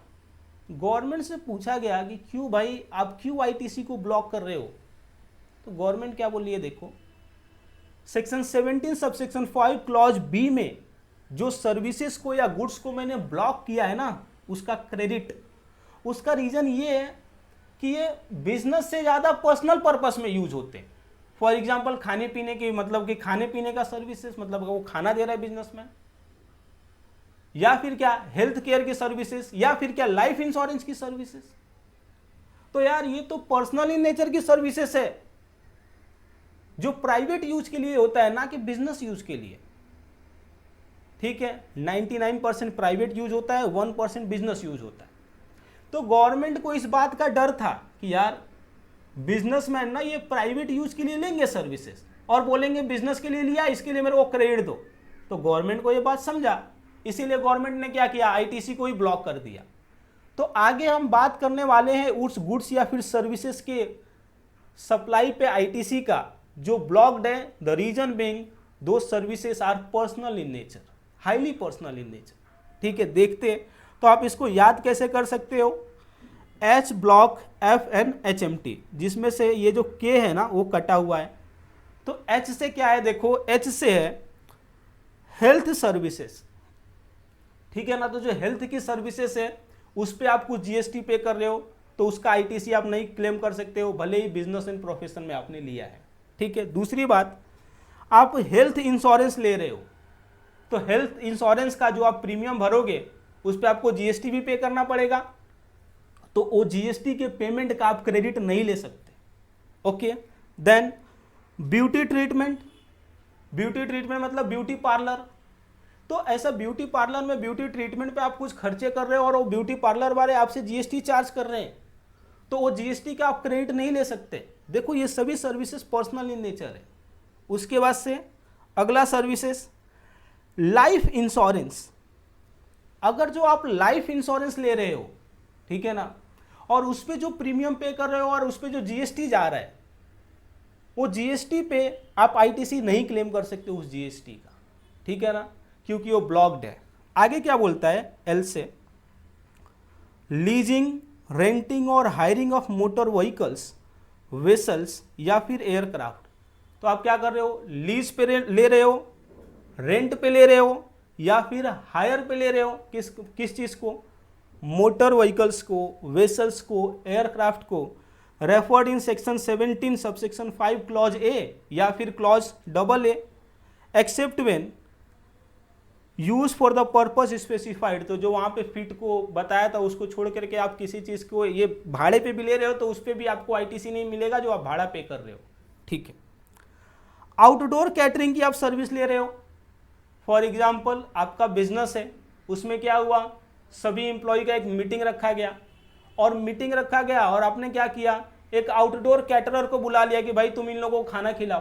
तो जो कैटरर पैसा चार्ज करेगा और उस पर जो जीएसटी चार्ज करेगा उसका आईटीसी आप नहीं क्लेम कर सकते हो बिजनेस में, वो ये बोल रहा है। ठीक है, उसकी वजह से क्या, कॉस्मेटिक एंड प्लास्टिक सर्जरी की आप सर्विसेज ले रहे हो। ये कॉस्मेटिक और प्लास्टिक सर्जरी क्या होता है, तो कॉस्मेटिक बोले तो मेकअप के सामान, तो जो मेकअप का सामान है और उस पर आपने जो जीएसटी पे किया है उसका क्रेडिट आपको नहीं मिलेगा, हाईली पर्सनल इन नेचर। ठीक है ना, दूसरी साइड प्लास्टिक सर्जरी आप करा रहे हो तो आप ऐसा नहीं बोल सकते कि आपने बिजनेस के लिए कराया है इसके लिए आपको आईटीसी नहीं मिलेगा, आईटीसी यहां पे नहीं मिलेगा, आईटीसी ब्लॉक्ड है। ओके, देन एफ से फूड एंड ब्रीवरेजेस। आप क्या कर रहे हो, आपके बिजनेस में जो इंप्लॉय है ना उसके लिए फूड मंगा रहे हो, ब्रीवरेजेस मंगा रहे हो, मतलब क्या नाश्ता पानी की सामान मंगा रहे हो और उस पर आप जो जीएसटी पे कर रहे हो उसका आपको क्रेडिट मिलेगा क्या साहब, नहीं मिलेगा। ठीक है ना, अभी आगे देखो आप क्या बोला जा रहा है, एक्सेप्शन भी है इसका, एच ब्लॉक एफ का एक्सेप्शन देखो क्या बोलता है, in all the above cases ITC is blocked. ठीक है ना, जो ऊपर हमने केसेस देखा एच ब्लॉक्ड एफ, उस केस में आईटीसी ब्लॉक्ड है। ठीक है ना, इसमें क्या क्या चीजें एक बार और मैं आपको रिवाइज करा दूं, तो एच से क्या था, हेल्थ सर्विसेज, एच से क्या था, हेल्थ इंश्योरेंस, बी से क्या था, ब्यूटी ट्रीटमेंट, एल से क्या था, लाइफ इंश्योरेंस, देन एल से क्या था, leasing, renting, hiring of motor vehicles, vessels and aircraft. Okay, O से क्या था, आउटडोर कैटरिंग। उसके बाद से सी से क्या था, cosmetic and plastic surgery. Food and, और एफ से क्या था, फूड एंड ब्रेवरेजेस। तो आप भले इसको बिजनेस में ले रहे हो, देन टू इस पे आपको आईटीसी नहीं मिलेगा। ओके, अभी देखो इसके कुछ एक्सेप्शंस भी हैं। मतलब क्या, कब आपको ऊपर जो मैं पढ़ाया उस चीज़ों पे आईटीसी मिल जाएगा, अभी वो हम बात करने जा रहे हैं। तो देखिए क्या बोला जा रहा है, in all the above cases ITC is blocked. और उसका ये एक्सेप्शन, मतलब यहाँ पे आईटीसी मिल जाएगा ये दो केसेस में। देखते हैं ये दो केसेस क्या है। When inward supply of such goods and services is use by registered person for making an outward supply of same category of goods और सर्विसेज, एग्जाम्पल सब कॉन्ट्रैक्टिंग। ठीक है, तो इसको मैं एक एग्जाम्पल से बताता हूँ। देखो ये एक बिजनेस था। ओके, ये बिजनेस में ना एक मीटिंग होने वाला है, और मीटिंग के लिए क्या हुआ ना, अभी मीटिंग में फूड एंड ब्रेवरेज देने की बात है कि खाना खिलाना है। तो इसने क्या किया, इसने कॉन्ट्रैक्ट किया कॉन्ट्रैक्टर ए से, कॉन्ट्रैक्टर ए से कि भाई तू हमको ना खाना के सर्विसेज देना। ठीक है, अभी कॉन्ट्रैक्टर ए ने क्या किया, कॉन्ट्रैक्टर ए ने ना सब कॉन्ट्रैक्टिंग कर लिया कॉन्ट्रैक्टर बी से। अभी देखो क्या होगा, जो खाना खिलाने का काम है कौन करेगा, कॉन्ट्रैक्टर बी करेगा, ये कंपनी को। ओके, लेकिन यहां पे बिलिंग कैसे होगा, समझ लीजिए। कॉन्ट्रैक्टर बी है ना, कॉन्ट्रैक्टर ए को बिल करेगा, सीधी सी बात है। और कितने का किया उसने, 2 लाख का किया, और उस पर उसने 18% जीएसटी चार्ज किया कॉन्ट्रैक्टर ए से। तो कॉन्ट्रैक्टर ए क्या किया, यहाँ पे सब कॉन्ट्रैक्टिंग किया ना कॉन्ट्रैक्टर बी से। सो इन दैट केस कॉन्ट्रैक्टर ए को ये 18% 2 लाख पे आईटीसी मिल जाएगा। ठीक है ना। अब देखो, अभी जो कॉन्ट्रैक्टर ए है अब इस पे बिल चार्ज करेगा। अभी 2,10,000 का समझ लीजिए बिल चार्ज किया। ठीक है ना, कुछ ये भी तो कमाएगा। तो यहाँ पे इस पे जो जीएसटी चार्ज रहेगा 18% के रेट से, उसका आईटीसी ये कंपनी को नहीं मिलेगा। तो समझ रहे हो, सब कॉन्ट्रैक्टिंग के केस में जो सब कॉन्ट्रैक्टिंग की सर्विसेज ले रहा है उसको आईटीसी मिल जाएगा। ओके, एक बार और पढ़ देता हूं। When inward supply of such goods and services is used by registered person for making an outward supply of the same category of goods or and services subcontracting, तो in that case ITC मिल जाएगा। दूसरा case क्या बोल रहा है देखो, when the inward supply of such goods and services is used by registered person as an element of taxable composite supply या फिर mixed supply। इसको मैं एक एग्जांपल से समझाता हूँ आपको। देखो ये ना एक एरोप्लेन है। ओके, ये एक एरोप्लेन है। अभी एरोप्लेन में अभी जो एरोप्लेन का मालिक है वो क्या कर रहा है, ये जो पैसेंजर बैठेंगे, देखिए ये जो पैसेंजर बैठेंगे उनसे जो टिकट का पैसा होगा तो वो तो लेगा ही, जो टिकट का पैसा होगा वो तो लेगा ही। साथ ही साथ आप देखे रहोगे कि वो पैसेंजर को फूड भी सर्व किया जाता है। ओके, तो अभी फूड सर्व किया जाता है तो इसके लिए क्या होगा, ये जो फूड पे है, क्योंकि ये कंपोजिट सप्लाई हो रहा है ना, इसके लिए बात को समझ रहे हो। तो ये फूड देने के लिए ये फूड किसी से खरीदा भी तो रहेगा। ये जो प्लेन का मालिक है ये फूड कहीं से खरीदा भी तो रहेगा। तो ये समझ लीजिए मिस्टर ए से खरीदा, तो मिस्टर ए ये जो एयरक्राफ्ट का मालिक है, इससे समझ लो कि 2 लाख लिए प्लस जीएसटी लिए 18%।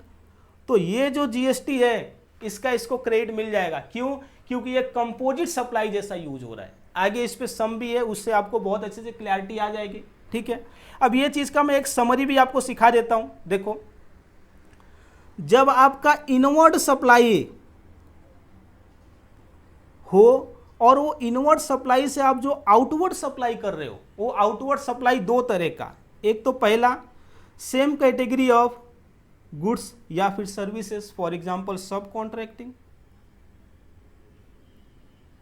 तो आपको आईटीसी मिल जाएगा। दूसरा क्या केस क्या है, कंपोजिट सप्लाई या फिर मिक्स सप्लाई। जो ये ब्लॉक क्रेडिट की केसेस थे, एस ब्लॉक्ड एफ की केसेस थे, अगर जो उसमें चीजें यूज हो रही है ना, बिजनेसमैन उसको as a composite supply use कर रहा है, then in that case also भले ही उस पर क्रेडिट ब्लॉक्ड है फिर भी उसका आईटीसी मिल जाएगा। इस पर हम सम भी सॉल्व कर देंगे, ठीक है ना, तो आपको बहुत अच्छे से समझ में आएगा।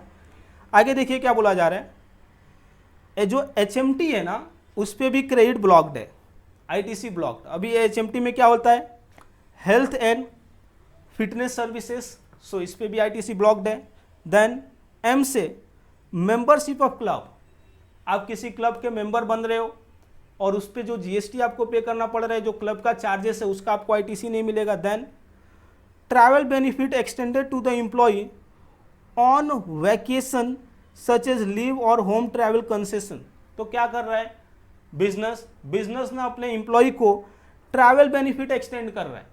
फॉर एग्जांपल कोई टूर पैकेज खरीद के दे रहा है, तो टूर पैकेज जिसे खरीद रहा है वो सामने वाला जीएसटी तो चार्ज करेगा, वो जीएसटी का आप बिजनेसमैन क्रेडिट नहीं ले सकते।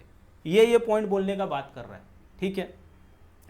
तो ये हमारा क्या था, section 17 subsection 5 clause B था, जहां पे हमने जो पर्सनल नेचर की सर्विसेज थी उस पे आईटीसी ब्लॉक्ड होगा उसके बारे में बात किया।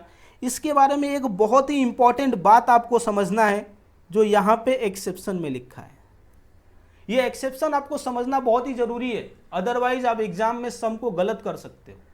देखो ये एक्सेप्शन क्या बोलता है, आईटीसी अलाउड होगा पूरे H blocked F N HMT के केस में, मालूम है कब, जब इंप्लॉयर के ऊपर स्टैट्यूटरी लायबिलिटी हो, किसी कानून के द्वारा उसके ऊपर रिस्पॉन्सिबिलिटी हो कि भाई अपने एम्प्लॉय पे आपको ये सब खर्चा करना ही है, देन इन दैट केस भले यहाँ पे आईटीसी ब्लॉक्ड है स्टिल आपको क्रेडिट मिल जाएगा।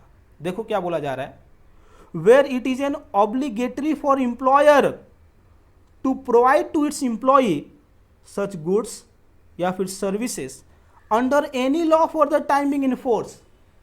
फॉर एग्जाम्पल आपके जो एम्प्लॉय है ना वो कोयले के खदान में काम कर रहे हैं, तो उनके हेल्थ पे बहुत प्रॉब्लम होगा। तो समझ लीजिए कोई एक्ट है वो क्या बोलता है ना, एम्प्लॉय को आपको ना ये चीज़ खिलाना पड़ेगा, तो अभी फूड पे एम्प्लॉयर को खर्चा करना पड़ रहा है और जीएसटी पे करना पड़ रहा है, तो उस जीएसटी का क्रेडिट मिल जाएगा, ये यहाँ पे बोला। अब देखो हम क्या करेंगे, ये पूरा प्रोविजन तो मैंने अच्छे से पढ़ा दिया और मैं इधर ही इस चीज़ को नहीं छोड़ दूंगा, मैं आगे बढ़ूंगा और इसके रिस्पेक्ट में जितने भी क्वेश्चन है ना आपके मॉड्यूल में वो सभी क्वेश्चन को भी सॉल्व कराऊंगा। तो आइए अभी क्वेश्चन सॉल्व करते हैं, सो दैट आपको और भी बहुत ज़्यादा क्लैरिटी आ जाएगा इस टॉपिक पे। ओके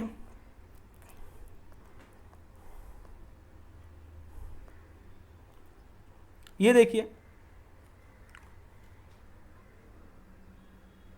क्लाउड 7 प्राइवेट लिमिटेड और रजिस्टर्ड सप्लायर, ठीक है, क्लाउड 7 प्राइवेट लिमिटेड एक रजिस्टर्ड सप्लायर है under GST, is engage in the manufacturing of taxable goods, और वो क्या करता है, टैक्सेबल गुड्स का मैन्युफैक्चर करता है और बेचता है मार्केट में, ठीक है।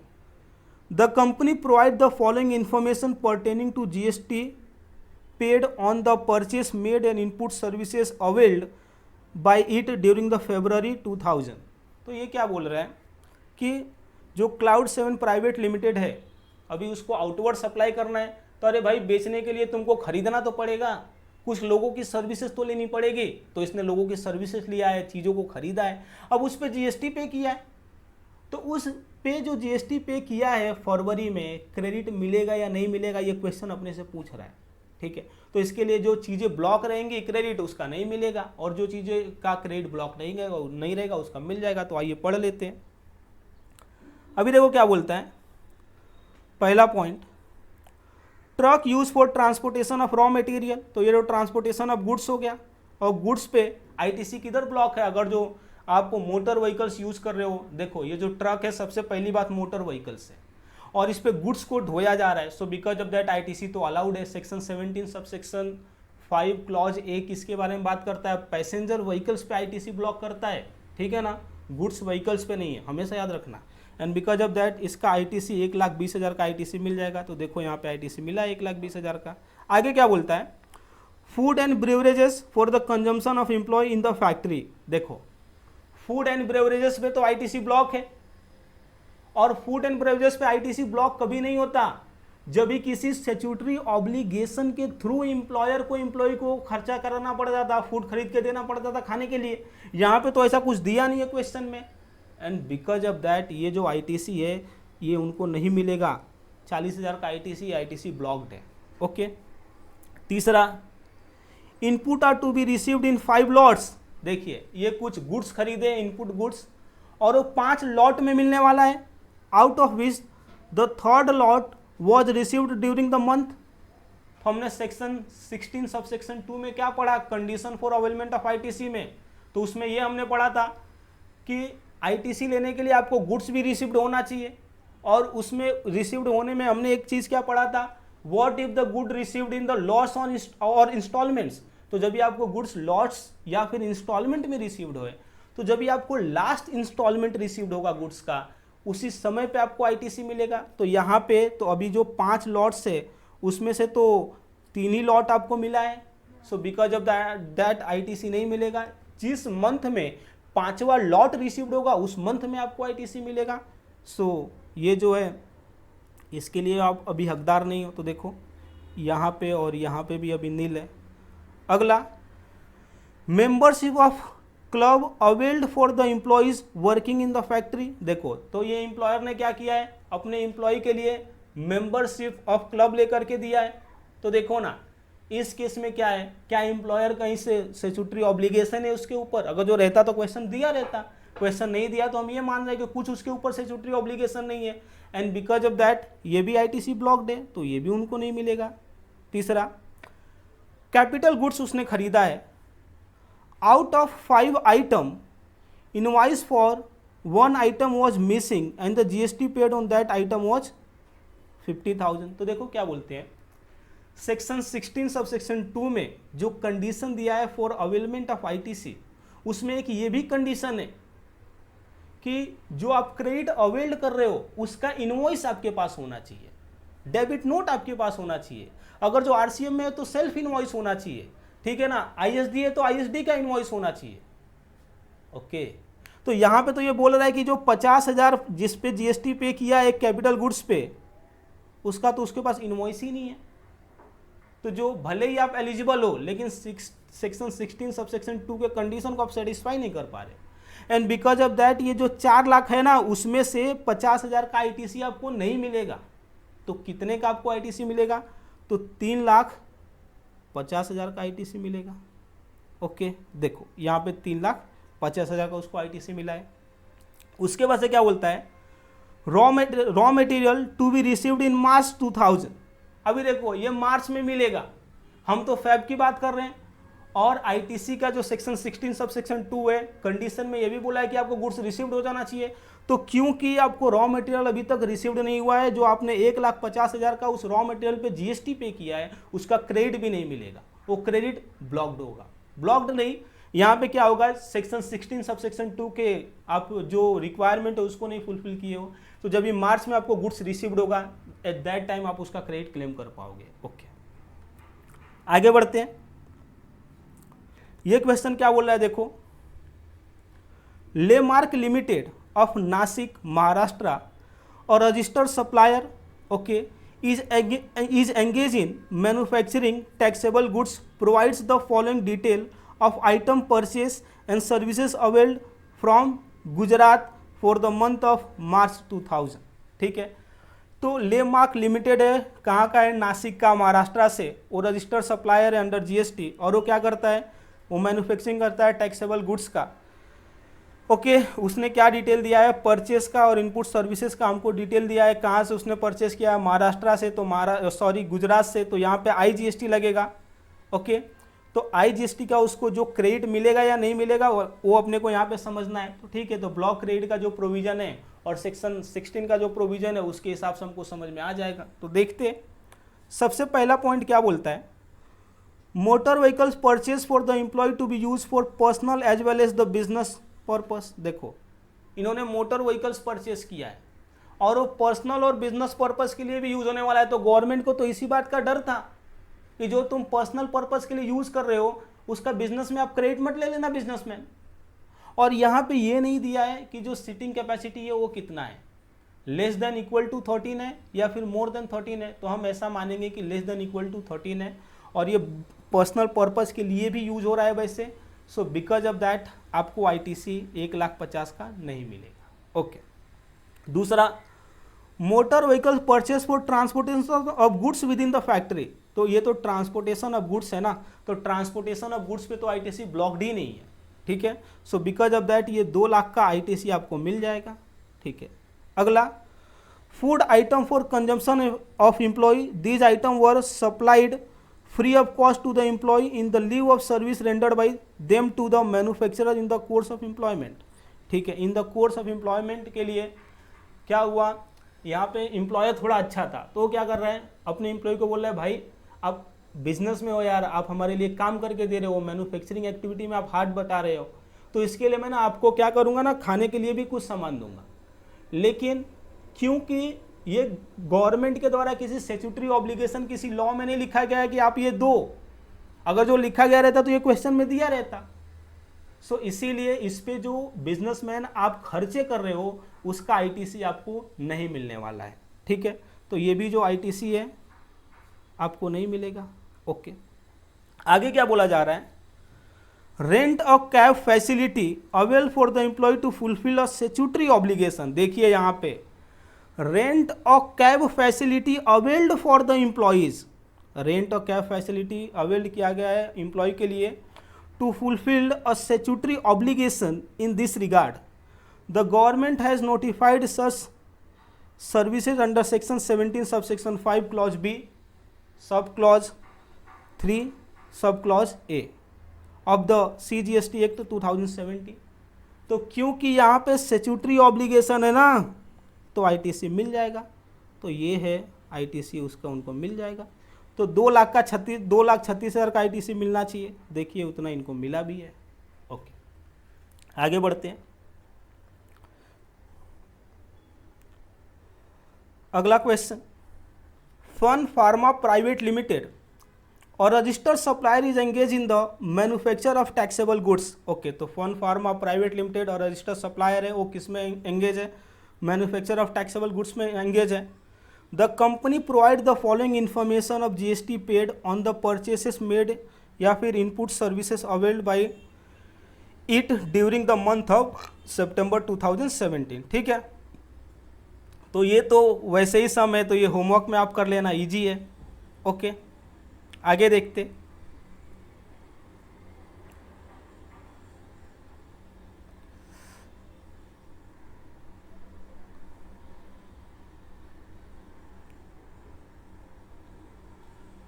हाँ, ये क्वेश्चन बहुत ही इंपॉर्टेंट है, आप ध्यान से देखो इसको।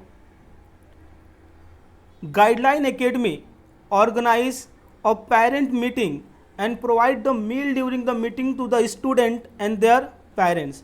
तो गाइडलाइंस एकेडमी है, उसने क्या किया है, ऑर्गेनाइज किया है एक पेरेंट मीट, और वो पेरेंट मीट में वो क्या करने वाला है, प्रोवाइड करने and provide the meal during the meeting to the student and their parents. तो जो स्टूडेंट और पेरेंट्स आए थे उनको खाने को भी दिया गया। Okay, the supplier of the food charge 72,500 plus GST at the rate of 18% under the category of outdoor catering. देखिए, तो आउटडोर कैटरिंग में ओ से तो आउटडोर कैटरिंग था तो उस पर ITC ब्लॉक्ड था। आगे पढ़ते हैं। Explain guidelines academy being provider of the taxable supply of services namely commercial training and the coaching services is eligible to avail the credit of the GST paid on the outdoor catering services। नहीं, उसको outdoor catering specifically block किया गया है and because of that उनको ITC नहीं मिलेगा। तो देखो यहाँ पे क्या बोला जा रहा है, ITC नॉट अलाउड। ओके, आगे।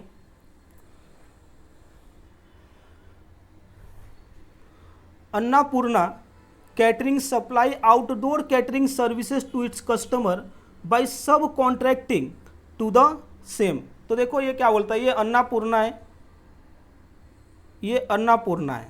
ओके, अभी क्या हो रहा है, ये बिजनेस है,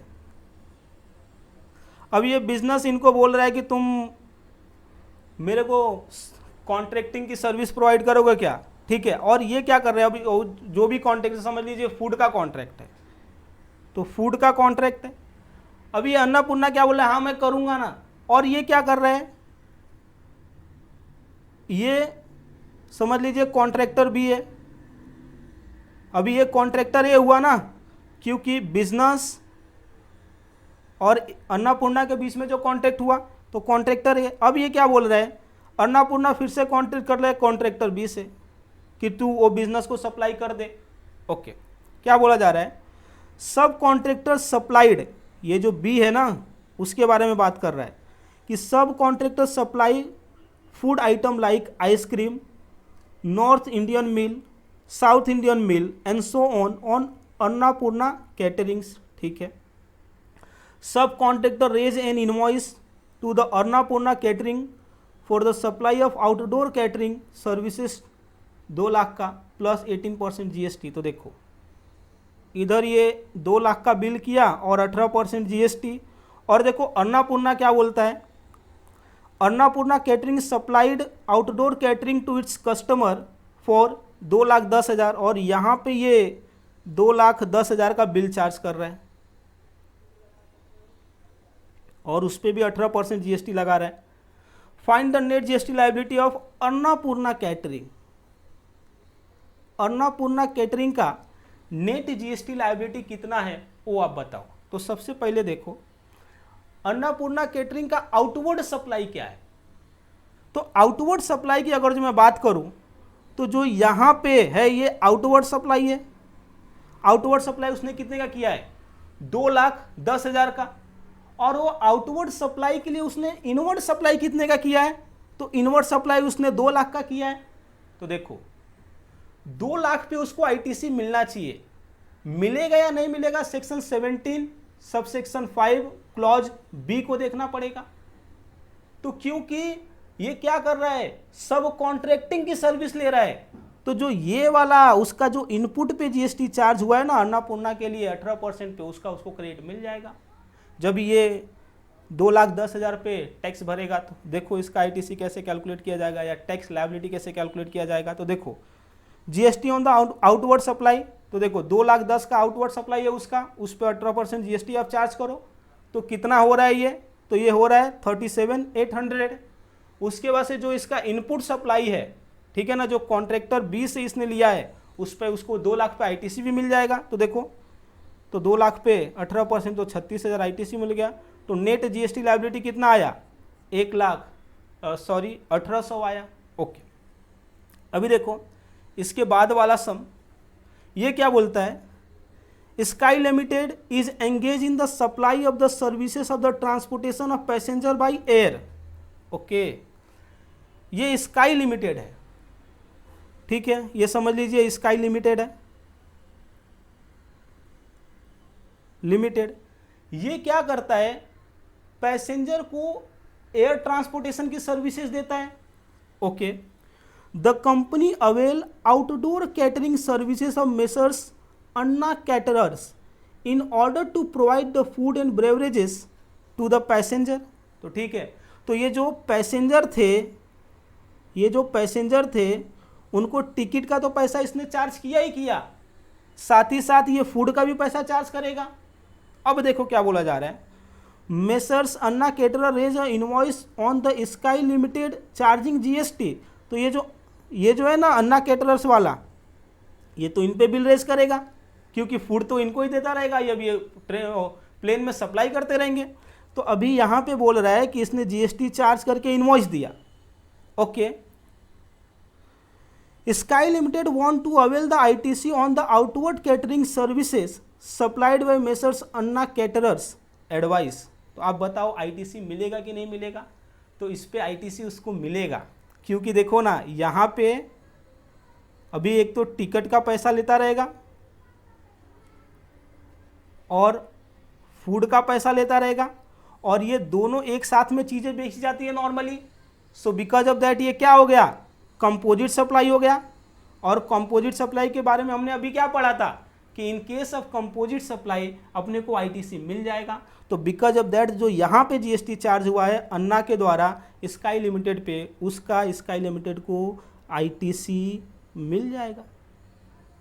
बात समझा रहेगा आपको, वही यहाँ पे लिखा है। ओके, आगे देखो क्या बोला जा रहा है। Messrs MRFL limited being a manufacturer of taxable goods paid general insurance premium to cover the loss of stock of finished goods. Company want to avail the GST paid on the such premium as a input tax credit advice. तो देखो हमने जो ऊपर पढ़ाई किया था वो life insurance के बारे में बात था साहब, ठीक है ना, जनरल इंश्योरेंस के लिए नहीं। तो क्योंकि यहाँ पे MRFL मेसर्स MRFL लिमिटेड है, उसने जनरल इंश्योरेंस की सर्विसेज ली है, तो वो तो ब्लॉक्ड नहीं है। सो बिकॉज ऑफ दैट उसको आईटीसी मिल जाएगा, ठीक है ना, तो वेल अलाउड। ओके, आगे मिस्टर डी और director of company PQR limited obtain a membership of club located in Maharashtra. तो यहाँ पे क्या थे, मिस्टर डी थे, उन्होंने एक मेंबरशिप ऑफ क्लब लिया और वो कहाँ पे है, महाराष्ट्र में है, ठीक है। Mister D is there for the business promotion, और मिस्टर डी महाराष्ट्र में गए क्यों थे, बिजनेस प्रमोशन के लिए गए थे ऑफ हिज कंपनी, ठीक है। PQR limited pays 10 lakhs per annum to such club for the membership of mister D in such club. तो क्या बोलता है, जो PQR लिमिटेड है वो कितना पे कर रहा है, तो PQR लिमिटेड पे कर रहा है 10 लाख रुपया, ठीक है ना, वो क्लब को मिस्टर डी के लिए। Whether PQR limited will be eligible for the input tax credit paid on the membership fees. तो नहीं, मेंबरशिप ऑफ क्लब का कहाँ आईटीसी अलाउड रहता है, ब्लॉक था ना वो। सो बिकॉज ऑफ दैट इनको नहीं मिलेगा, तो नॉट एलिजिबल, ठीक है। सो यहाँ पे जो हमारे सेक्शन 17 सबसेक्शन 5 क्लॉज बी था उसको हमने कवर किया, और उस पर जो क्वेश्चन थे वो भी सॉल्व किया। भाई जो आगे के क्वेश्चन है ना सिमिलर है, इसीलिए मैं नहीं सॉल्व करता हूँ। अब आगे बढ़ते हैं और बात करते हैं। आगे हम बात करते हैं ITC related to construction of immovable property. तो देखिए सेक्शन 17 सबसेक्शन 5 में जो कंस्ट्रक्शन पे हमको जीएसटी पे करना पड़ रहा है एज ए बिजनेसमैन, गवर्नमेंट बोलती है उसका हम आईटीसी आपको नहीं देंगे। गवर्नमेंट से पूछा गया क्यों भाई, क्यों आप इमूवेबल प्रॉपर्टी के कंस्ट्रक्शन पे हमको आईटीसी नहीं दे सकते। तो देखिए गवर्नमेंट क्या बोलती है कि जो इमूवेबल प्रॉपर्टी है, फॉर एग्जांपल बिल्डिंग, जैसे कि ऑफिस बिल्डिंग हो गया, तो इस केस में क्या होता है ना, प्रॉपर्टी आप खुद के लिए भी कंस्ट्रक्ट करते हो, तो कंस्ट्रक्शन की जो सर्विसेज है ना, मतलब जो कंस्ट्रक्शन का काम है ना, ये भी हाईली पर्सनल इन नेचर भी है। मतलब क्या, आप रहने के लिए भी घर बनाते हो और बिजनेस के लिए भी घर बनाते हो, मतलब बिजनेस करने के लिए भी इमूवेबल प्रॉपर्टी बनाते हो। तो यहाँ पे गवर्नमेंट को डर था, डर इस बात का था कि कोई बिजनेसमैन अपने रहने के लिए घर बांधे, और रहने के लिए घर बांधने के बाद क्या करे मालूम है, ऐसा बोल दे कि मैं रहने के लिए नहीं घर बांधा हूँ, वो तो मैं बिजनेस के लिए बांधा हूँ और उस पर मेरे को आईटीसी दो। तो गवर्नमेंट बताओ ना कहाँ कहाँ ऐसे बिजनेसमैन को ढूंढने जाएगी, ये तो पॉसिबल नहीं था गवर्नमेंट के लिए। तो गवर्नमेंट ने क्या बोला कि मेरे को इस मगजमारी में पड़ना ही नहीं है, जो भी इमूवेबल प्रॉपर्टी के कंस्ट्रक्शन पे खर्चे होंगे और उस पे बिजनेसमैन जो भी आपने जीएसटी का पेमेंट किया रहेगा, वो सभी पेमेंट का जो जीएसटी है ना, उसका आईटीसी हम नहीं देंगे। जो इनपुट टैक्स क्रेडिट बनेगा वो इनवर्ड कंस्ट्रक्शन के सप्लाई के लिए जो भी चीज़ें आप यूज़ कर रहे हो उसका आईटीसी ब्लॉक्ड कर दिया है गवर्नमेंट ने, ठीक है। तो आइए इसको बहुत ही अच्छे से पढ़ लेते हैं। और मैं एक बात बता दूं, ये वाला जो सेक्शन है ना ब्लॉक्ड क्रेडिट वाला, ये आपके एग्जाम में तो इम्पॉर्टेंट है ही है, साथ ही साथ जब भी आप अपने ऑफिस में काम करते हो वहाँ पे भी ये बहुत इंपॉर्टेंट रोल प्ले करता है, ठीक है। तो इसको बहुत ही अच्छे से पढ़ो आप, मैं बहुत ही प्रैक्टिकल वे में पढ़ाऊंगा। रीज़न क्या है, क्योंकि मैं भी एक सीए फॉर्म में, अच्छे सीए फॉर्म में जीएसटी डिपार्टमेंट में ही हूँ। सो बिकॉज ऑफ दैट हम इसका डे टू डे यूज करते हैं, और इसीलिए मैं आपको ये बहुत ही प्रैक्टिकल वे में पढ़ाऊंगा, ठीक है। तो चलते हैं, अच्छे से पढ़ते हैं इस चीज़ को। देखिए यहाँ पे क्या बोलता है, ITC related to construction of immovable property is blocked. ITC related to what, related to construction of immovable property is blocked, ठीक है। अभी देखो जो कंस्ट्रक्शन होता है इमूवेबल प्रॉपर्टी का, वो दो तरह से होता है साहब, दो तरह से कैसा होता है, तो एक तरफ से क्या होता है कि हम खुद ही अपने बिल्डिंग का कंस्ट्रक्शन कराते हैं इमूवेबल प्रॉपर्टी का। मतलब क्या, एक बिजनेसमैन है, ये समझ लीजिए बिजनेसमैन है, ये क्या करेगा, ये खुद सीमेंट खरीदेगा, ये खुद रॉड खरीदेगा, ओके, ये खुद जो लेबर है उनको अपने इधर लाएगा और बोलेगा ये बिल्डिंग को बांधो आप, ओके। और दूसरी साइड क्या होता है, कोई कोई बिजनेसमैन को इतना मगजमारी में नहीं पड़ना पड़ता है, तो वो क्या करता है, वो कॉन्ट्रैक्टर को अपॉइंट करते हैं, ठीक है। और वो कॉन्ट्रैक्टर क्या करता है, वो कॉन्ट्रैक्टर बिजनेसमैन के बिहाफ में बिल्डिंग बांध के देता है और उसके लिए कॉन्ट्रैक्टर पैसा चार्ज करता है। अब ये कॉन्ट्रैक्टर देखेगा सीमेंट कौन सा लगेगा, कौन सा लेबर काम करेगा, कौन सा सरिया इसमें लगेगा, उसमें बिजनेसमैन को कुछ देखना ही नहीं, और यहाँ पे बिजनेसमैन को सब देखना है। अभी देखो गवर्नमेंट क्या बोलती है, भाई दोनों केस में आईटीसी ब्लॉक्ड है इमूवेबल प्रॉपर्टी पे, ओके। आप खुद डायरेक्ट कंस्ट्रक्शन करो खुद से या फिर किसी कॉन्ट्रैक्टर से कराओ, ओके। अभी देखो ये वाला जो केस था ना, इसे हम बोलते हैं वर्क्स कॉन्ट्रैक्ट सर्विसेज। जब हम कॉन्ट्रैक्टर से ये कंस्ट्रक्शन का काम कराते हैं तो उसे हम वर्क्स कॉन्ट्रैक्ट सर्विसेज बोलते हैं।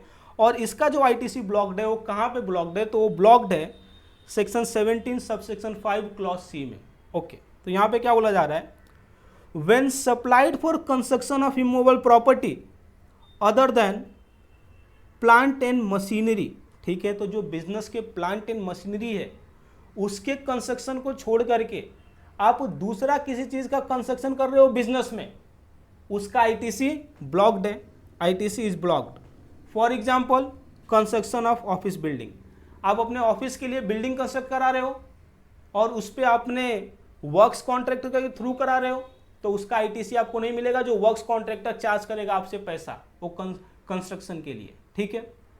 आगे देखो क्या बोलता है, एक्सेप्शन, ये जो वर्क्स कॉन्ट्रैक्ट की सर्विसेज है उस कौन से केस में आईटीसी मिलेगा, देखो, where it is an input service for further supply of works contract services, for example subcontracting. इसको एक एग्जांपल से समझाता हूं, जैसे कि देखो ये बिजनेसमैन थे,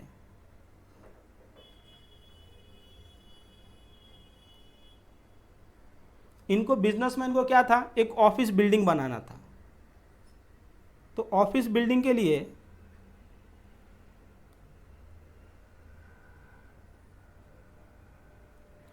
इन्होंने क्या किया, इन्होंने ये कॉन्ट्रैक्टर ए है, इससे कॉन्ट्रैक्ट किया।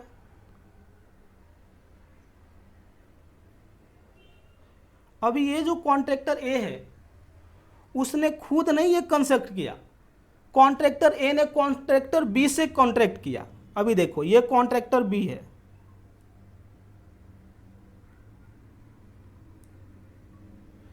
अभी क्या बोला कॉन्ट्रैक्टर बी से कि तू बिजनेसमैन के लिए बिल्डिंग बनाएगा क्या, तो बोल रहे हाँ भाई मेरे को तो पैसा कमाने से मतलब है तो मैं बनाऊंगा ना।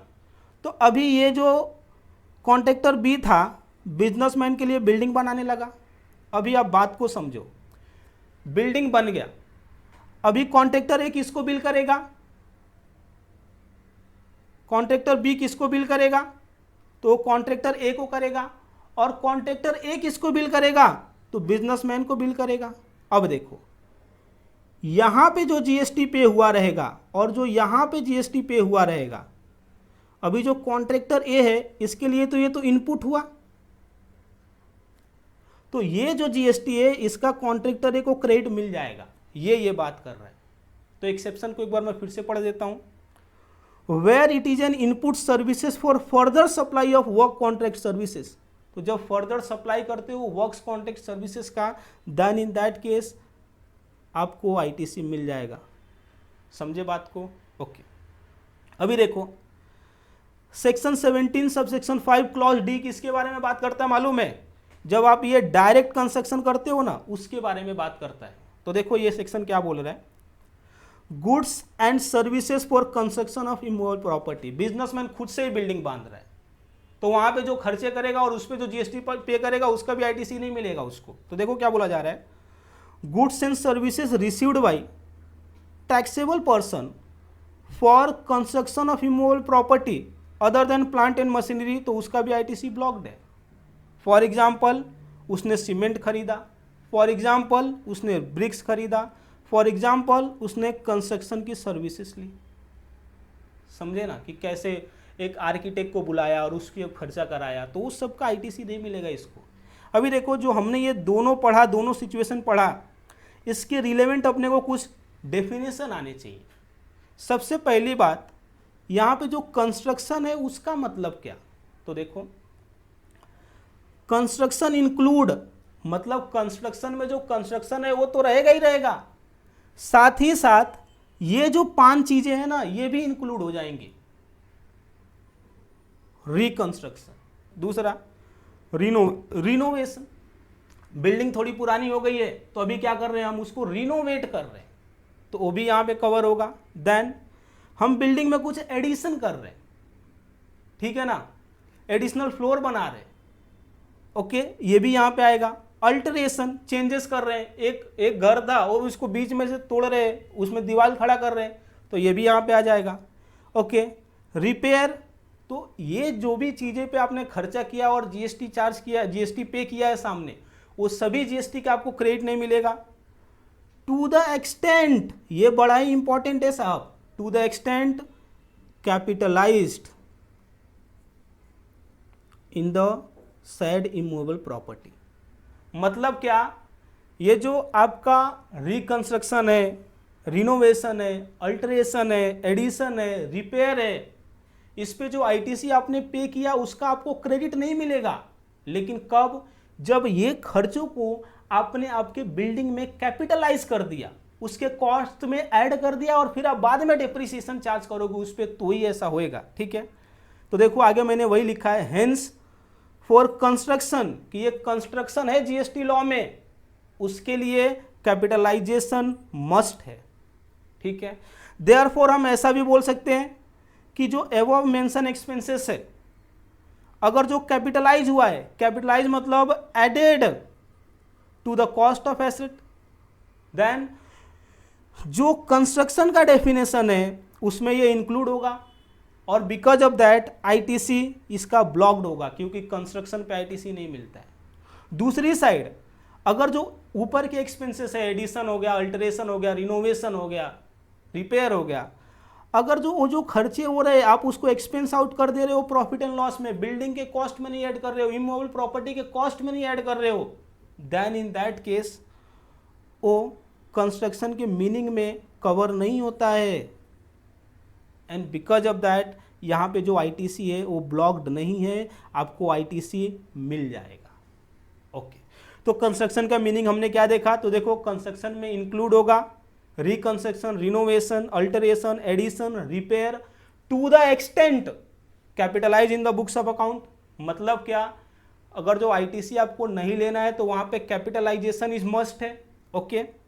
और अगर जो प्रॉफिट एंड लॉस में आपने डाल दिया वो खर्चे को तो वो कैपिटलाइज नहीं होगा, क्योंकि प्रॉफिट एंड लॉस में डाले हो तो कैपिटलाइज नहीं हुआ, और बिकॉज ऑफ दैट ये कंस्ट्रक्शन के मीनिंग में नहीं आया, बिकॉज ऑफ दैट उस पर आईटीसी आपको मिल जाएगा, ठीक है। अभी देखो, अभी यहाँ पे ये बोला गया था कि प्लांट एंड मशीनरी के कंस्ट्रक्शन पे तो आपको आईटीसी मिलेगा, तो अभी अपने को ये भी तो समझना पड़ेगा कि प्लांट एंड मशीनरी का मतलब क्या। तो देखो क्या बोला जा रहा है, so it means operators, operators बोले तो tools, equipments and machinery fixed to the earth by foundation और स्ट्रक्चरल सपोर्ट। तो क्या बोलता है, जो ऑपरेटर्स है या फिर इक्विपमेंट्स है या फिर मशीनरी है जो फिक्स टू अर्थ है बाय स्ट्रक्चरल सपोर्ट या फिर foundation, and that are use for making the outward supply of goods and services. और वो हम किसके लिए यूज कर रहे हैं, तो हम वो यूज कर रहे हैं outward supply of goods and services के लिए, ठीक है। And include such foundation and structural support, तो ये जो फाउंडेशन था और स्ट्रक्चरल सपोर्ट था उससे भी प्लांट एंड मशीनरी मानेंगे, और इसके कंस्ट्रक्शन पे जो खर्चे हो रहे हैं उसका आईटीसी अपने को मिल जाएगा।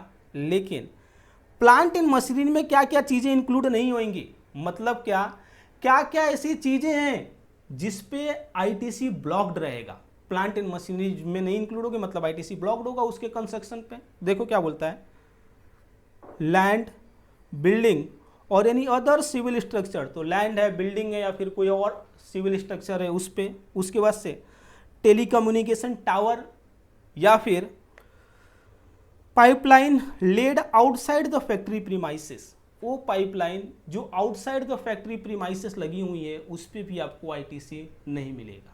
ओके, तो क्या हमने पढ़ा ना, इसको मैं आपको 2 मिनट में एकदम अच्छे से रिवाइज करा देता हूं। तो यहाँ पे क्या बोला गया कि जो कंस्ट्रक्शन रिलेटेड एक्टिविटी है और उस पर जो जीएसटी पे कर रहे हो आप इमूवेबल प्रॉपर्टी को कंस्ट्रक्ट करने के लिए, वो ब्लॉक्ड रहेगा section 17 subsection 5 clause C and clause D में। क्लॉज सी किसके बारे में बात करता है, तो जब भी कॉन्ट्रैक्टर के थ्रू आप कंस्ट्रक्ट कराते हो, वर्क्स कॉन्ट्रैक्ट के थ्रू कंस्ट्रक्ट कराते हो, तो वहाँ पे आईटीसी ब्लॉक रहेगा। और उसके बाद से अगर जो डी में क्या बोलता है, खुद से कंस्ट्रक्ट कराते हो तो आईटीसी ब्लॉक्ड रहेगा। लेकिन जो सब कॉन्ट्रैक्टर है, सब कॉन्ट्रैक्टर जो है उसको आईटीसी मिल जाएगा क्योंकि वो मिडल मैन जैसा काम कर रहे हैं। देन उसके बाद से हमने क्या बोला गया कि ये जो प्लांट एंड मशीनरी का कंस्ट्रक्शन है उस पर आपको आईटीसी मिलेगा, भले ही वो इमूवेबल हो। और प्लांट एंड मशीनरी के साथ साथ जो स्ट्रक्चर सपोर्ट है या फाउंडेशन है उसका भी आपको आईटीसी मिल जाएगा। उसके बाद से हमने ये देखा कि कंस्ट्रक्शन का मीनिंग क्या होता है, तो कंस्ट्रक्शन के मीनिंग में हमने ये देखा कि कंस्ट्रक्शन इंक्लूड करेगा reconstruction, renovation, addition, alteration, repair, provided वो अपने बुक्स ऑफ अकाउंट में कैपिटलाइज हो। तो इन शॉर्ट ये भी बोल सकते हैं कि ये जो एक्सपेंसेस है कैपिटलाइज होंगे तो आईटीसी नहीं मिलेगा, और नहीं कैपिटलाइज होंगे तो आईटीसी मिलेगा। नहीं कैपिटलाइज होगा मतलब क्या, प्रॉफिट एंड लॉस में ट्रांसफर होगा।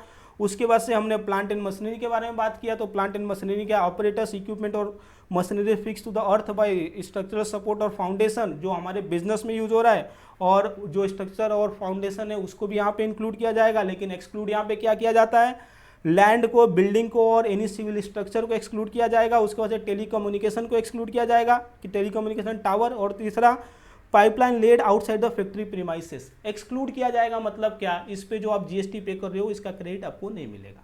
ओके, अब क्या करते हैं, इसके रिलेटेड 2-3 सम देख लेते हैं, तो सो दैट आपको और भी बहुत अच्छे से आइडिया आ जाएगा कि ये क्या है। ओके, ये देखिए क्या बोलता है, question number 30, messrs A limited being a manufacturer of laptop register under GST. तो मेसर्स ए लिमिटेड क्या है, रजिस्टर है जीएसटी में, और क्या करता है, लैपटॉप मैन्युफैक्चर करता है।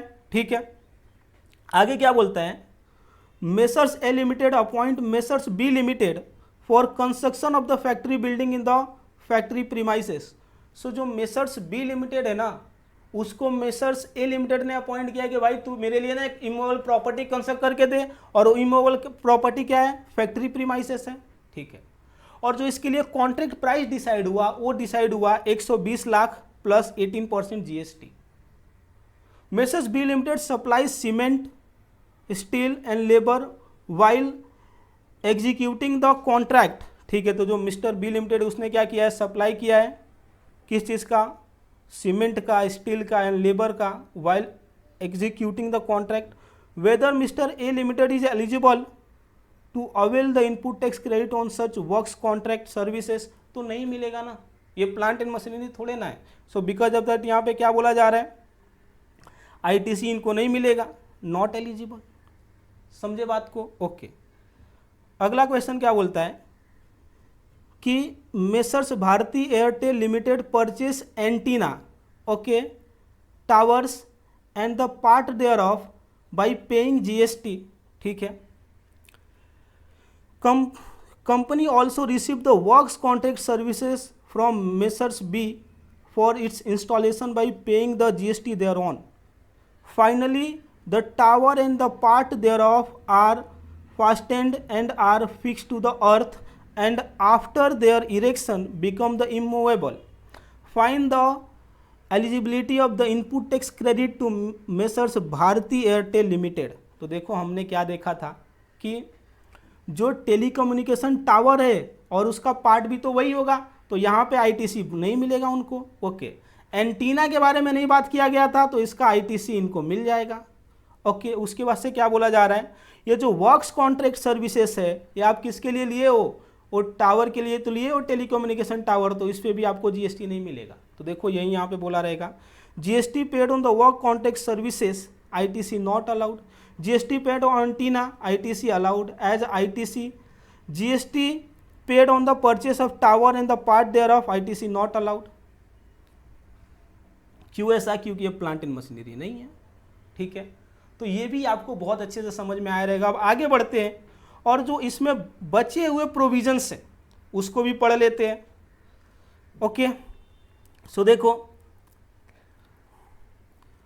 अदर ब्लॉक्ड क्रेडिट के बारे में अभी हम पढ़ाई करने जा रहे हैं, जो दूसरे छोटे मोटे ब्लॉक्ड क्रेडिट है उसके बारे में। तो देखो क्या बोला जा रहा है, supply under composition scheme. Government से पूछा गया कि जो कंपोजिशन स्कीम में हम सप्लाई कर रहे हैं उसका आईटीसी आप क्यों ब्लॉक करके रखे हो साहब? तो देखिए गवर्नमेंट क्या बोलती है कि ये जो कंपोजिशन स्कीम है ना, इसमें हम बहुत ही लोअर रेट ऑफ जीएसटी लेते हैं, और जब हम कम जीएसटी लेते हैं तो उसका क्रेडिट देंगे तो हमारे पास बचेगा ही क्या as a government. So because of that, अगर जो आप किसी से खरीद रहे हो माल जिसपे वो जो सामने वाला है ना सप्लायर, वो कंपोजिशन स्कीम में रजिस्टर है, तो उस पे जो आपने जीएसटी पे किया ना अपनी खरीदने पे, उसका आईटीसी आपको नहीं मिलेगा। ओके, आगे क्या बोलते हैं, सेक्शन 17 सबसेक्शन 5 क्लॉज एफ में, गुड्स और services are both received by a non resident taxable person except on goods imported by him. तो जो एनआरटीपी है, नॉन रेसिडेंट टैक्सेबल पर्सन है, वो जो गुड्स एंड सर्विसेज इंडिया में अवेल कर रहा है उस पर भी उसको आईटीसी नहीं मिलेगा। ओके, आगे क्या बोल रहे हैं, ये देखो, ये जो है ना इसका लॉजिक बहुत ही अलग है। ये आपको बहुत अच्छे से समझना चाहिए कि यहाँ पे क्यों आईटीसी ब्लॉक्ड है। बहुत मजा आएगा आपको, देखो मैं समझाता हूँ। सेक्शन 17 सबसेक्शन 5 क्लॉज एच, ये क्या बोल रहा है कि ये बिजनेसमैन है। ओके, ये बेचारा बिजनेसमैन, अगर जो इससे कोई गुड्स लॉस्ट हो जाता है, मतलब क्या है, ये गुड्स खरीदा है, इनवर्ड सप्लाई हुआ है इसका, और जब ये आउटवर्ड सप्लाई होने वाला था ना,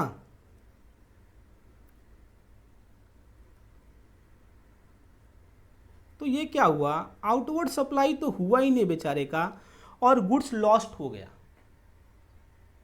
तो गवर्नमेंट क्या बोलती है, देखो क्योंकि तुमने आउटवर्ड सप्लाई नहीं किया तो मुझे अभी कुछ टैक्स मिलने वाला तो है नहीं, और अगर जो मैं यहाँ पे जो तुमसे एक टैक्स कलेक्ट की हूँ, या फिर इसके पहले जो दूसरे लोगों ने बेचा है, जैसे कि प्रोड्यूसर से होलसेलर के पास आया, होलसेलर से रिटेलर के पास आया, अब रिटेलर ने क्या किया, गुड्स ही घुमा दिया। तो गवर्नमेंट अगर जो इस केस में आईटीसी दे देगी रिटेलर को, तो मालूम है क्या होगा, जितना इसके पहले गवर्नमेंट ने जीएसटी कलेक्ट किया है वो सब जीएसटी कलेक्शन यहाँ पे जो रिटेलर था उसको दे दिए, और गवर्नमेंट ने इन शॉर्ट जीएसटी का ही रिफंड कर दिया, क्योंकि आगे तो सप्लाई होने वाला है नहीं, तो गवर्नमेंट को इसको कुछ मिलने वाला है नहीं। तो गवर्नमेंट क्या बोलती है, देखो भाई गलती तुम्हारी है, तो हम ऐसा नहीं होने देंगे, तुमको गुड्स को संभाल के रखना था, गुड्स को अच्छे से बेच करके ज़्यादा जीएसटी कलेक्ट करके मेरा आईटीसी आपको लेना था, मैं देता था ना आपको आईटीसी, लेकिन आपने तो उसको गुड्स को ही घुमा दिया, और गुड्स को घुमा दिया तो अभी क्या होने वाला है, मुझे तो कुछ आपके आउटवर्ड सप्लाई पे जीएसटी मिलने वाला है नहीं, तो मैं आपको क्रेडिट क्यों दूं? अगर जो मैं आपको क्रेडिट दे दिया तो इसके पहले जो सप्लाई था वो सभी चैन का जो सप्लाई पे मुझे टैक्स मिला वो सब मुझे आपको रिफंड करना पड़ जाएगा। इसीलिए गवर्नमेंट बोलती है ऐसा नहीं होगा। जो भी गुड्स लॉस्ट हुआ या जो भी गुड्स स्टॉलन हुआ, आपसे कोई जो बिजनेसमैन थे आपसे कोई गुड्स चुरा लिया तो आप बेच करके उसको बेचोगे नहीं तो गवर्नमेंट को तो उस पर जीएसटी मिलेगा नहीं, तो गवर्नमेंट क्या बोलती है, उसका भी हम क्रेडिट नहीं देंगे भाई, जो आपने खरीदा था और वहाँ पे जो आपने टैक्स पे किया था उसका हम आपको क्रेडिट नहीं देने वाले, अदरवाइज जो हमने जीएसटी अब तक कलेक्ट किया था सब आपको रिफंड करना पड़ जाएगा मुझे। ओके, तीसरा डिस्ट्रॉय, आपने गुड्स को डिस्ट्रॉय कर दिया तो बट ऑब्वियस मार्केट में बेचोगे नहीं तो गवर्नमेंट को जीएसटी मिलेगा नहीं आउटवर्ड सप्लाई पे, इसीलिए इनवर्ड सप्लाई पे वो जीएसटी का क्रेडिट ही नहीं देती है, ब्लॉक कर देती है। तीसरा, गुड्स को आपने अपने बुक में राइट ऑफ कर दिया, dispose by way of gift और फ्री सैंपल, आपने क्या किया, अपने एम्प्लॉई है या कोई कस्टमर है उसको फ्री में ही बांट दिया। जब ये आपने ये फ्री में बांट दिया तो आप मुझे बताओ आपको आईटीसी मिलेगा? नहीं मिलेगा ना। क्यों नहीं मिलेगा? गवर्नमेंट क्या बोलेगी, देख भाई तूने फ्री में बांट दिया तो जो तेरा आउटवर्ड सप्लाई है उस पर तूने कुछ टैक्स तो कलेक्ट किया नहीं, और जब भी तूने टैक्स कलेक्ट नहीं किया तो बताना तेरे को कुछ भरने को आएगा क्या? नहीं भरने को आएगा। तो जो मैं अगर जो आईटीसी तेरे को देने लगूं तब तो जितना मैंने पीछे जो भी सप्लाई था उस पर कलेक्ट किया था गुड्स पे वो तेरे को मेरे को रिफंड करना पड़ जाएगा। वो मैं नहीं चाहता, इसीलिए वो नहीं देंगे।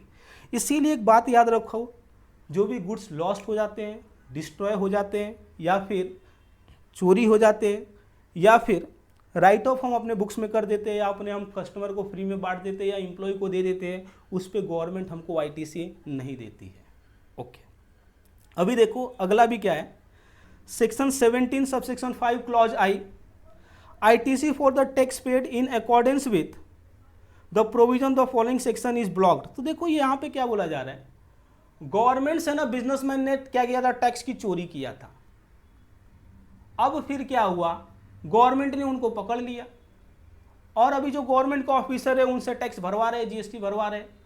तो ये जो बिजनेसमैन पूछ रहे गवर्नमेंट से, साहब जो हमने GST का पेमेंट किया आपने पकड़ा, तो क्या मुझे उसका क्रेडिट मिलेगा? तो गवर्नमेंट बोलती है चल चुट्टे, तेरे को क्रेडिट नहीं मिलेगा। क्यों नहीं क्रेडिट मिलेगा? तुमको सामने से भरना मांगता था तब हम तुमको क्रेडिट देते थे ना, और उसके बाद से अगर जो हम इस पर क्रेडिट देने लग जाएं तब तो सब लोग ही चोरी करने लगेंगे कि चलो अभी मैं चोरी कर लेता हूं, गवर्नमेंट को पकड़ में आया तो क्या होएगा, गवर्नमेंट हमसे टैक्स मांग लेगी और उस पर हम उस पर क्रेडिट भी क्लेम कर लेंगे। तो ऐसा सिचुएशन ना आए, अदरवाइज धोखाधड़ी बढ़ जाती GST में। इसीलिए गवर्नमेंट ने क्या बोला कि ऐसे केस में आपको ITC मिलेगा ही नहीं। तो देखो क्या बोला जा रहा है, section 74, tax not paid short paid due to fraud. आपने टैक्स नहीं पे किया था, या जितना हो रहा था उससे कम पे किया था, और गवर्नमेंट ने आपको पकड़ लिया और उस पर आपको से टैक्स भरवा लिया, तो क्या गवर्नमेंट उसका रिफंड आपको ITC देगी? नहीं देने वाली। देन सेक्शन 129, डिटेंशन सीजर और release of the goods and conveyance in transit. अभी क्या था कि अनऑथोराइज आप गुड्स लेकर के जा रहे थे, या ई-वे बिल का प्रोविजन था, या जो भी GST लॉ में प्रोविजन था उसको आप सेटिस्फाई नहीं किए, तो बीच में जब ये टोल आया ना, तो वहाँ पे क्या हुआ, आपके गुड्स को सीज कर दिया गया, और वहाँ पे आपको टैक्स भरना पड़ा। तो आप फिर से गए गवर्नमेंट के पास, साहब मुझे GST का क्रेडिट दो जो हमने पे किया। बोले धोखाधड़ी के केस में कैसा क्रेडिट, जाओ आपको नहीं मिलेगा। अभी तीसरा केस, सेक्शन 130, कॉन्फिस्केशन ऑफ गुड्स और conveyance and levy of penalty. अभी आपके गुड्स को या कन्वेंस को गवर्नमेंट ने या GST के ऑफिसर ने क्या किया, कॉन्फिस्टिकेट कर लिया। तो बताओ आप कुछ गलती किए रहोगे तो ही तो किया रहेगा ना कॉन्फिस्टिकेट। सो बिकॉज ऑफ दैट यहाँ पे क्या होएगा, उस केस में भी जो आप पेनल्टी भर रहे हो उसका क्रेडिट आपको नहीं मिलेगा, ITC नहीं मिलेगा। तो इस तरह से मैंने क्या किया ना, ITC आपको बहुत ही अच्छे से पढ़ाया और इसके बहुत सारे क्वेश्चन भी सॉल्व कराए। तो यहाँ पे आपको बहुत ही अच्छे से समझ में आ रहेगा कि हाँ ये टॉपिक है क्या, इसको हमको टैकल कैसे करना है, और आशा करता हूँ कि आपको बहुत ही चीज़ें लॉजिकल वे में समझी रहेंगे। ओके, तो इस लेक्चर को इधर ही समाप्त करता हूँ, क्योंकि यहाँ के जो भी प्रोविजंस थे और इम्पॉर्टेंट सम्स थे मैंने सॉल्व कर दिया। ओके, जाते जाते एक रिक्वेस्ट करना चाहूँगा कि अगर जो आपको मेरा वीडियो पसंद आ रहा है, आपको चीज़ें अच्छे से समझ में आ रही हैं, तो प्लीज़ मेरे इस वीडियो को आप लाइक करो, मेरे चैनल को सब्सक्राइब करो, और इस वीडियो को अपने दोस्तों के साथ भी शेयर करो, सो दैट वो भी इसका मैक्सिमम बेनिफिट उठा सके। तो चलिए मिलते हैं अगले लेक्चर में। Thank you.